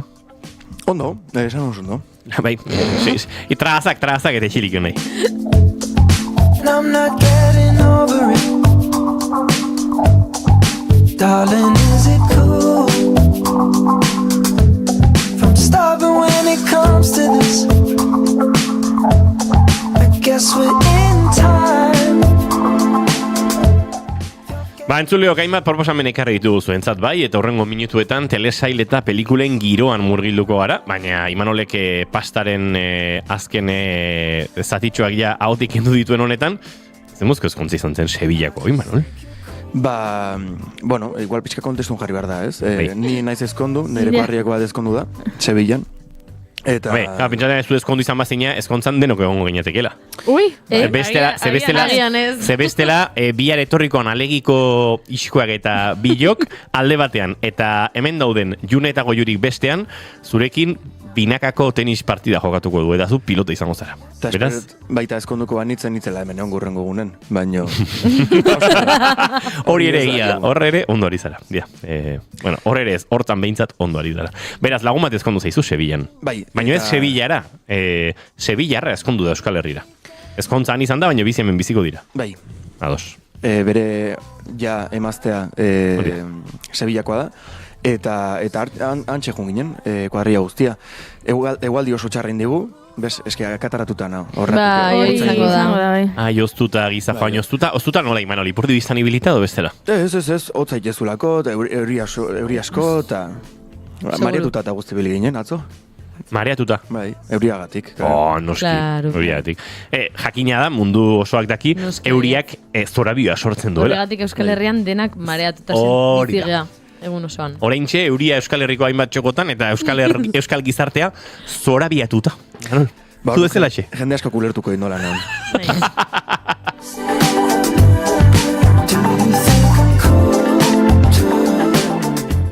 Eta ezkontza hola haundi horietakoa. Bai. Kutsi zintugun, txalekoa, trajea... Bai. Fíjate, high level. Kuadriako lehenengo ezkontza izan da, elegante jumartzan, eta... Eta gainera Sevillan. Eta Sevillan. Nun, katedralen ezkondu ziren? Katedralen? Parrokia baten ezkondu ziren, eta gero kortijo batea junginen bazkaldu, eta kasi afaltzea. Ze ondo. Eta parranda gutxi izan diate. Parranda gutxi, ez. Zartuta zabetela pixkat. Ez, egun guztia onginen. Baina goizeko ezkontza zen edo arratsaldekoa? Egoizekoa. Claro, orduan kontua da oso goizazten zarela, horrelako ezkontzetan goizazten zara, koktela dela edo tragotxo bat hartuko dugu, eta... Kontuz. Adina erortzen ari zaizu hor lurretik. Kong. Beha erortzen bat zaio. Ez nire bezala goizeko seiak arte egoten naizela ezkontza guztietan, eta horren zu baino obean naiz. Justifikatzea ezkontza batean goiz erratiratu zarela, ezkontza eguneko azelako, da pixkat, xarren kontua, barka jazu. Bueno, egia da gero baita, ezkondu ondoren, kuadria guztiak dantzatu geniola gure kuadriako ezkondu zan honi, eta, euria intzun, eta gaixotu ginen horre baita. Zenun bat irristatu eta ipurdizea zera hori zela ez. Euri azpian dantzatu genuen, dena oso romantiko, oso polita, baino, kero, ez tarriako lauzkau. Traje, jantzi tradizionala jantzi zenuten agurra egiteko? Ez. Trajearekin egin zenuten? Bai. Txapela buruan? Ez, txapela ez da buruan jartzen. Aurrean? Dantzatzeakoan. Aziran bai, baino gero kentzun. Aurrean zeuden biak batek txapela eramantzun, eta besteak zapia... Gero eure jamateko. Oso polita. Bai. Eta zuk erakutsi zinen kuadriako dantzan? Ez. Dantzari gehiago zarete kuadrian? Bai. Ofizialki edo dantza asko indegunak izan geha bi, eta besteak erakutsi ziren, eta ni azkeneko ensaioa junitzen. Oso Imanol González Gurutxaga, azken entxegura iristearen. Oso. Bai. Baina ondo, Imanol, ondo. Gauza asko azketiteko. Egia da. Gizajoa. Bizizara zeharo lanpetuta. Ez, baina, karo, gelditzen die, atxaldeko lauetan, atxaldeko iruteritan, da ni... Ez, hemen txezaude gurekin egia da. Arratxaldeko zazpiak arte nagoen lanean. Beti egunero. Beti. Hemen lan Ia egunero? Beti. Ia egunero. Atxaldeko zazpiak arte egunero. Zazpirak arte berak ez du esan. Zazpirak arte esan du. Bai, esan du. Esan du.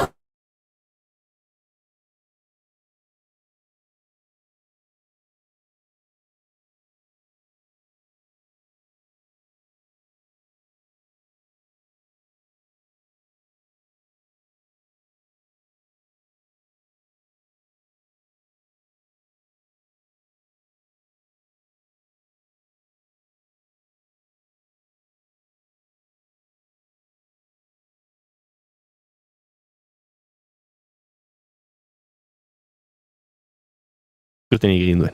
Tira, gauzak horrela, guk telesail eta pelikula proposamen sorta bat genekarren zuentzat. Boi, aloixe da, egia da. Eta? Ez telenero bezala, ni hasiko nezor. Hasiko zara goiuri, ados. The Devil Wears Prada. Ahi da. Deabruak Prada jazten du. Pelikula hau horrela izenburu horrekin, El Diablo Viste de Prada edo, ezaguna egingo zaizue, izan ere 2006an estreinatu zen, eta bihurtu da, garai hartako klasiko horietako bat, ez? 2000ko hamarkadako klasiko horietako bat. Meryl Streep izar handia protagonista bezala du, eta hortxe ezagutu genuen, ikusi genuen, Anne Hathaway, adibidez, edo Emily Blunt, antxe ibili ziren. Kontua da, orain, 20 urte, beranduago, bigarren atala eskainiko dutela. The Devil Wears Prada 2. Bigarrena badator, 20 urte behar izan ditugu. Egia da azken aldian modan jarri direla 2000ko hamarkadako telesail eta pelikulak hartu eta bertsio berriak egitea. Uste dut nostalgia dela orain Hollywoodek gehien erabiltzen duen baliabide zinematografikoa. Bai. Eta nostalgia horrekin batzuetan ados nago eta bestetan ez nago ados. Eta oraingo honetan Ados gaude, zein da kontua, nik gaur ekarriko dizuet, hau, proposamen gisa oraintxe atera delako trailerra. Teaser modura oraintxe argitaratu dute, eta segundutxo... teaserra hau, ez? Teaserra da, bai. Segundutxo batzuk ikusten ditugu, baina pelikula estrainatuko da 2026ko maiatzaren lehenengo egunean. Ia bulegoren kontzertuarekin. Esa berben, urruti iruditzen bazaizuela saize bulego are beranduago izango da, baina 2026ko maiatzaren batean ikusi ahal izango dugu. Eta zergatik data hori nik uste dut nahi izan dutela pelikularen estrainaldiak bat egitea Met Galarekin. Aipatu izan dugu hemen, bigarren kafean Met Gala badela New Yorkeko Metropolitan Museum of Arts museoan egiten den ekitaldi garrantzitsu bat, eta modaren munduarentzat oso garrantzitsua den ekitaldi bat dela, eta hori izaten da beti maiatzeko lehenengo astelenean. Eta orduan uste dut argitaratu nahi izan dutela informazioa edo behintzat pelikula estrainatu nahi dutela, pareko. Ze aste horretan egia da moda izango dela gai garrantzitsu bat estatu batuetan behintzat, Met dela eta ez dela. Zer ikusten dugu teaserrean, ikusten ditugu lehenengo pelikulako protagonistak Meryl Streep eta Anne Hathaway. Eta berriro itzuli dira, eta gehiago ere itzuliko dira lehenengo pelikulan parte hartu zutenak. Lehenengoa ikusi ez dutenarentzat, pelikula horretan kontatzen da nola badagoen aldizkari ospetsu bateko zuzendari bat, Meryl Streep dena, eta nola neska gazte bat sartzen den lana egitera, neska gazte horrik ez dauka modaren munduarekin zerikusirik, berak kazetari izan nahi du, idazle izan nahi du, eta sartu nahi du horrelako enpresa handi batean, eta topatzen du aukera bat praktikaldia egiteko moda aldizkari honetan, naiz eta berak nahiago duen literatura eta beste kontu batzuk nahiago dituen, baina han sartzen da eta han deskubritzen du modaren mundua. Eta han deskubritzen du berak uste duela modaren mundutik at bizi dela eta modetatik at bizi dela baino gezurra dela. Ez? Jende askori gertatzen zaion bezala. Eta pelikula fija horrela historiko bihurtu zen, gaur egun ere jendeak ikusten jarraitzen du. Eta orain badator bigarren atal honetan ustez gertatzen dena da, Meryl Streep badagoela bere aldizkari hori zuzentzen, eta orain paperezko aldizkariak eta gainberan dauden honetan, mundu digitalera egokitu behar duela, eta mundu digitalera egokitze horretan berriro egiten duela topo Anne Hathawayen pertsonaiarekin, Andy Sachsekin. hori da dakiguna. Irudi asko agertu dira, ze New Yorken grabatu dute, eta kalean ari dira grabatzen, eta orduan jendea antxe dago, eta argazki asko atera dizkiete rodajeari, ze kalean egin dute asko momentuz, eta orduan badakigu egongo direla parte hartzaile ospetsu asko. Behintzat aterako direla, kaletik paseatzen edo, izar asko ikusiko ditugula. Eta nik ikusteko gogo handia daukat, eta beraz, horixe ekarri nahi nizuen gaur, eta teaserrean gauza batek ez dakit, atentzioa eman dit, grazia egin dit, nola agertzen diren, teaserra bukatzen da, eta 4 izena agertzen dira. Eta 4 izen horien gainean jartzen du, Oscarretara izendatutako Meryl Streep, Oscarretara izendatutako Anne Hathaway, Oscarretara izendatutako Emily Blunt, eta Oscarretara izendatutako Stanley Tucci. Bada 20 urte hauetan, nola aldatu diren, aktore hauen bizitza baita ere, Meryl Streep aurretik zen izar erraldoia, baina Anne Hathaway eta Emily Blunt adibidez ez. Baina orain, 4 izen potoloak, 4ak egon dira edo irabazi dute Oscar sariren bat. Pokerra mai gainean. Eta hau da, erabiltzen da esaldi hori askotan, jendea erakartzeko edo kalitate ikur bezala, ez? Hau, Oscarra irabazi duen zuzendari honen pelikula berria, edo Oscarretara izendatutako 2 aktore hauek izango dira protagonistak. Men 4 izen, 4ak Oscarretan izendatuta egondakoak, eta nik uste dut izan dela, pixkat behaientzat, gaztelaniaz oso era itxusian esaten den bezala, zakila mai gainera atera. Pixka bat horrelakoa izan da. Edo alua zerbitzatu baita, ez? Alua zerbitzatzen, eskerrik asko Emanol. Kasuntan igual betu. Hauxelen proposamena maiatzen iritsiko dena eta goiurik dagoeneko aurreratu dizuena. Devil... Wears Prada 2. Oso, no? Nik botako dut bigarren proposamena eta Norvegia ingurura joango gara bera aurkezteko. Unnskyld. Dette det vanskeligste jeg har måttet gjøre, men det det eneste riktige. Dere må vite at dere har en søster dere ikke kjenner. Emma Nystedt. Det ønsker man mest hele livet. Protagonista hemen Emma izeneko neska gazte bat da, eta Nepo Babyren protagonista bera da. Bera da Nepo Babya. Telesaia abiatzen da, neska, klase sozial normal bateko batek, ezkondu behar duela bere bikotearekin, etxea erosi dute, eta familiari kontatu diote. Bere bikoteak, kriston familia handia dauka, ezkontzara denak etorreko dira, baina Emak, Nepo Babyak, bakarri dauka ama. Ama. Aitaztu ezagutzen, eta familiarik ere ez da geri bertan. Eta ezkontzeko atarian da bilen aste horietan, deiba jaso du. Zera, abokatu hau eta beste naiz, eta itzordu bat daukagu gai bate azaldu behar dizudalako, eta Emak Nepo Babyak egiten duena da bere buruan, pentsatu, despedia soltera antolatu didate, orrun prestatu da, hortarako, badabit mundu guztiarekin jolasean, abokatua deitu dit, eta ea zerbait ateratzen duen, eta jendeak ez du esan du lertzen ezer. Agertu da abokatuaren bulego horietara, kriston bulegoa, berak pentsatu du stripper bat dela abokatua, eta bapatean agertu da familia oso bat, eta abokatu honek esaten diena da, zuen aitazenak bere testamentua azken orduan aldatu zuen, eta hemen nago, esateko, badagoela, ezagutzen etzen duten arreba edo aizpa bat. Hori da Emma. Emak etzuen bereita ezagutzen, bapatean bereita agertu da abokatu honen bitartez, eta handago, itxase fabrikazioan, itxasgintzan oso aberatsa den familia bateko kide mordoa, eta Emma ez duela inor ezagutzen, deskubritzen, euren aitak bazuela inoiz kontatu etzien alaba bat. Eta hortik hasten da, pixkat Succession telesaiaren kutsuare baduen telesail bat, nun pertsonaiak gorrotogarriak diren nabiera honen, itxasea, nolabaite faktoria, familia handi honen giroan, eta ikarragarrezko talka dagoen, Emaren inguruarekin, Emaren ingurua delako, normal bat, bere lagunak dauzka, ezkondu egin behar du, etxe bat erosi dute, hor dabiltza horra egiten aldan moduan, 4 zentimorekin, eta bar. Norvegiarra da telesail hau, eta duela 3 aste estrenatu zen Norvegian, eta duela oso gutxi, Bartzelonako serializado zen ere estrenatu da. Egia da, Norvegiar telesailak indarra handi hartzen ari direla, eta asko ari dela Norvegia inbertitzen ekoizpenean, Kanadarekin horko produkzioat badagoa, Betterman izenekoa, gainera, serializadozen irabazle izan dena, baina nik Nepo Baby ekarri dut, batetik filminen ikusgai dagoelako jada, 3 atal daude ikusgai, nik lehenengo 2 ikusi ditut, beraz ezin dizuet spoilera ondirik egin, baina lehenengo atalean segituan ikusten den zerbait ere kontatu behar dizuet, eta da, gizona beratxau, bapatean bere testamentuan aldaketa egin eta ema txertatu duena, eta bapatean ema enpresa horren 20% jabe izatea ekarri duen gizon hori, emak ezagutzen zuela, baina etzekiela bera itazenik.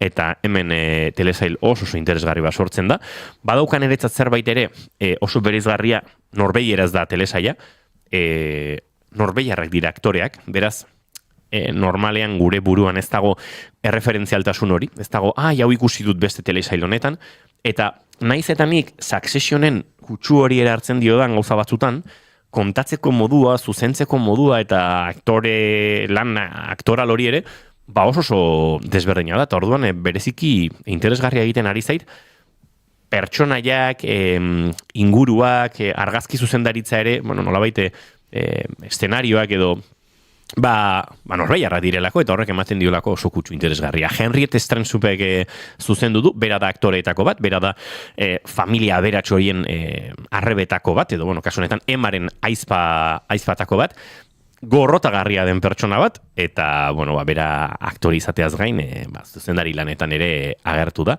hemen telesail honetan. Nepo Baby, filminen ikusgai duzue dagoeneko, ordu erdiko atalak dira, 3 daude ikusgai, aste joango dira agertzen, lehen, 8 ez dakit bigarren denboraldirik izango duen telesaiak, oraindik asko ez dakigu, esan da bezala, duela 3 aste estrenatu zelako Norvegian, eta duela aste pasatxo Bartzelonan serializadozen. Nepo Baby, filminen, hoxe nere proposamena. June, zurea? O Imanolena botako du? Bota Imanolena badezpadere. Zatik? Denboraldetik. Bazpare. Ondo entzuten egin ez hemen. Zer den resaka ukitzea, Ondo entzuten ari naiz, esan nahi du, gure soinu sistemak ondo funtzionatzen duela, Imanol. Bai, dena oso ondo, oso txukun. June, zein azure proposamena? Igoio zumesez bere volumena hola pixkat. Esnatzeko? Bai. Ez. Horondo, Imanol? Naiko. Nire proposamena da Wicked pelikularen 2. atala. Wicked Nola esan dugo jurik, esaldi batera liuzu asko gustatu dena, eta da Hollywooden inspirazio nagusia oraintxe nostalgia dela. Egia da. Nostalgiatik tiraka jarraituko du. Horixe da. Wicked for Good pelikula aterako dute orain, 21, hemendik 4 egunetara estreinatuko da. Eta, zinema guztietan ikusteko aukera izango da, eta esan duen bezalago jurik nostalgiatik tiraka sortutako pelikula bat da. Bada Wickeden 2024an aterazten Wickeden bigarren zati bat, eta gertatzen dena edo ikusten deguna bertan da urte batzuetara edo 2024ko pelikula honetan ikusi dugun gertakari horietatik urte batzuetara gertatzen den historia, non Elphaba Trap edo mendebaldeko sorgin gaiztoa bezala ezagutuko dena ja, den hor animalien eskubideen inguruan borrokan jarraitzen duena, eta ieslari bezala bizi den pertsonaia, eta bestaldetik ikusten dugu Glindaren pertsonaia, non den Glinda ona edo bezala ezagutzen dena, ozeko aztiarekin batera, eta bere posizio honean mantentzen dena, eta gertakari ezberdina gertatuko dira, beraien harremanak ere proban jarriko da, eta Dorothy Gale agertuko da bertan ere, ozeko lurraldera. Eta, hemen ikusiko dugun bezala, hori, gertatuko da, orain arte ezagutzen genuen ozeko aztiaren historia hori, baina beste aldetik ikusteko aukera izango dugu. Egia da, nik 2024an Wickedeko lehenengo filma ikusi, eta egia esan gozatu nuela, ondo eginda dagoela iruditzen zaidalako, pertsonaiak batzuk divertigarriak direlako, baina badaukalako ere atzetik, eta esango nuke sare sozialetan gertatu den fenomenoa dela zoramena. Batez ere ikustea Cynthia Erivo eta Ariana Granderen arteko harremana, pixkat arraroa da, biak iruditzen zait geroz eta desagertzear daudela. Arraroa da? harremana? Azkeneko egunetan hori ikusi dut sareetan, bai, beraien arteko harremana arraroa dela, eta Zintiak Ariana bai, ikusi dut oso lotuta daukala bezala edo gehiagi babesten dut, bai. Ez dut hortik esaten, iruditzen zait daudela, ez dakiten oso sartuta beraien bien harremanean eta beraiek biek izateko era oso antzeko horretan, ikusten dituzula prentsa horrekotan, emozionatzen dira batzutan gauza batzungatik, nik oraindik ulertzen ez dudana. Baina, egia da, divertigarria dela ikustea beraiek bien artean loturak dauzkaten, iruditzen zait interesgarria ere nola babesten duten elkarri ikustea horrelako haunditasuna daukan proiektu batean eta hainbeste prentsa horreko eman behar dituzten toki batean, 1000 alfombra gorri eta ez dakize, eta iruditzen zait asko babesten diela, baina bideoak dia, eske toki guztietatik ikusi ditzakezue Wikiden promozioko bideoak, eta hori zineetan argitaratuko dela 21 egia da zinema askotan emango dutela bi sesioak erosteko aukera, hau da, nik badakit behintzat horretan bertan, bi pelikulak jarraian ikusteko aukera dagoela, hau da, 5 ordu eta piko edo olako zerbait dia zinema barruan, pixkateromena irutzen zaitu. 21 hegoaldean, iparraldean dagoeneko estrenatuta dago, gaur bertan, Angelun, Baionan, eta beste hainbat hiritan behintzat ikusgai izango da, eta aste guztian zehar badaude programazioak bai. Bai, horixe, nire aldetik gomendioa hori, denbora balin badukazue eta pixkaterotuta balin bazaute, bi pelikulak jarraian ikustea agian interesgarria izan daiteke, baina... Zer dira, 2 ordu pasatxokoak biak ez? Horregatik 5 ordu inguruko, nik badakit, nire anaia ikustera doala, adibidez, bat erotuta dagoena eta denbora dukana, baina bestela, bigarren pelikula ikusteko gomendioa. Ados, Wiketen bigarren zati hori, Euskal Herriaren hegoaldean asteburuan estrenatuko dena, ostiralean hain zuzen ere, eta dagoeneko iparraldean ikusgai duzuena. Ez dago, hainbeste zinemetan, hori ere egia da, baina tira. Badago gaur bertan esan da bezala, Angelun ikusgai eta baita Baionan, eta bilaketa egiten baduzue, topatuko duzue. 6 minutu eguerdiko 12etarako, hauexek dira Imanolek dituenak bere proposamena aurreratzeko. Apple TVn ikusgai den Pluribus. Bai, telesai hau da Breaking Bad eta Better Call Saul bi telesai hauen sortzailearen berdina. Eta, sortzaile berdinak indu telesai berri hau. Eta azken batean kontatzen du historio bat nun batean gizartea batu da modu kolektibo batean eta hasiera baten esplikazio handik ematen ez dan modu baten. Eta izango litzeke gizarte guztian, hasieratik hasiko naiz. Imaginatu daukazutela aukera gizarte mundu guztiko pertsona guztiak konektatuta egoteko eta zuri zoriontsu alizateko. Esandakoa, ez dut zehaztuko edo ez dut argituko zergatik gertatzen hau, baina gure protagonistari gertatzen zaio gauza bat mundu guztiko pertsonari gertatzen etzaiona, eta da bera jarraitzen dula izaten bera, eta bere inguruko pertsona guztiak daudela konektatuta bezala. Hau da, hitzaiten nago Inigorekin momentu honetan, alko nuke aldi berean hitzein estatu batutako presidentearekin edo Txinako... Nola erabakitzen dezu? Ez dezu erabakitzen. Ezin dezu erabaki? Automatikoki hitzeite dezu bereiekin. Hau da, denak daude konektatuta. Inigori begira nago, eta nik hitzegin nahi dut Boris Johnsonekin. Hortxe dago ja da. Eta jazta. Hementxe dago, bai. Osondo. Nik nahi dudana, jazta. Hortxe dago, bai. Bale, ados. Kontua da dena daudela konektatuta, eta aldi beran denakin ari zela hitz egiten. Bale? Orduan, azken baten da protagonista hau saiatzen dela. Ez desagertuta dagoen Boris Johnson. Ez duzu ikusi nola esaten duen ChatGPT? Elkarrizketa batean kazetariari galdetu zion. Do you use AI? Do you use AI? Do you use ChatGPT? Eta orduan egin zen hori nahiko birala, ze graziosoa da nola esaten duen adimen artifiziala eta Ados, beraz, pluribusen, hemen mundu guztiak konektauta dago, ze estresa, ez? Bai, eta orduan da, protagonista hau saiatzen dela gizakia salbatzen gertatzen nahi dan guzti hortatik. Ze, alde batetik ezakit berari zergatik etzaion gertatzen hori, bestalde ez dakiz gertatzen nahi dan zehazki eta ez daki nola konpondu dezaken gertatzen ari dan guzti hori, baino dauka gauza bat garbi, eta da ez dula berariei gertatzen nahi zaion egoera berdin hortan sartu nahi. Eta guaingoz, guain dela gutxi estenatu da, esango nuke 3 atal daude guaingoz ikusgarri. Ikusgarri? Bai. Ikusgai.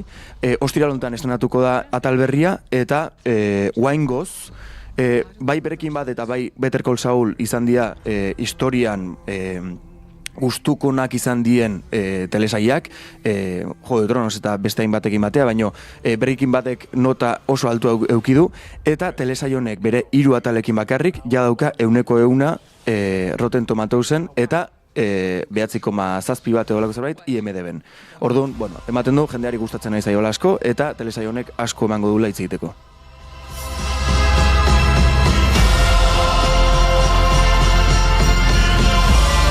We would move heaven and earth to make you happy.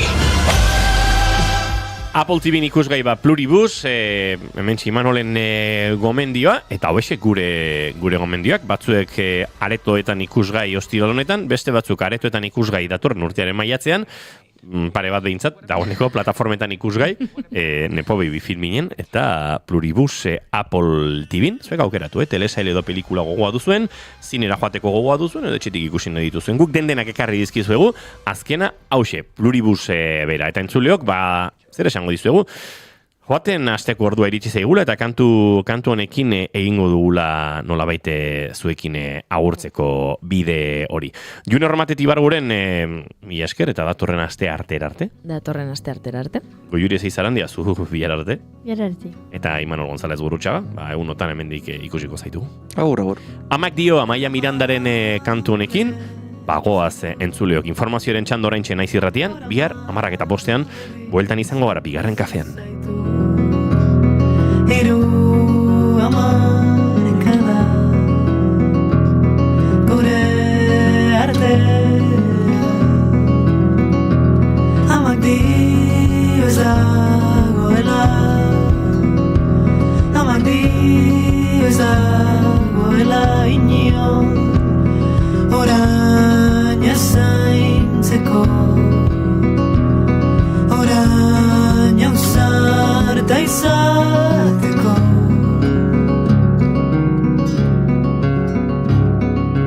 bion garaiak batu dira ama eta laba gara berri bizitzaren artean amak badaki egia amak badaki egia begira karo batean begira karo batean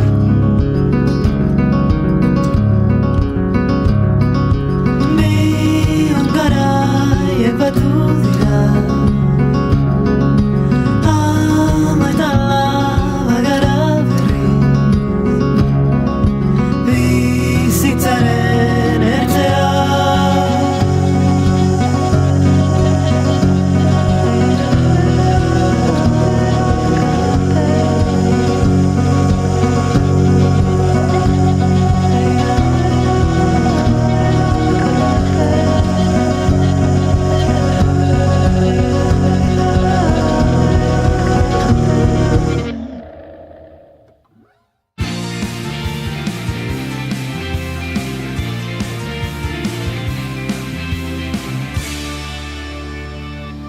Keep calm and bigarren kafea.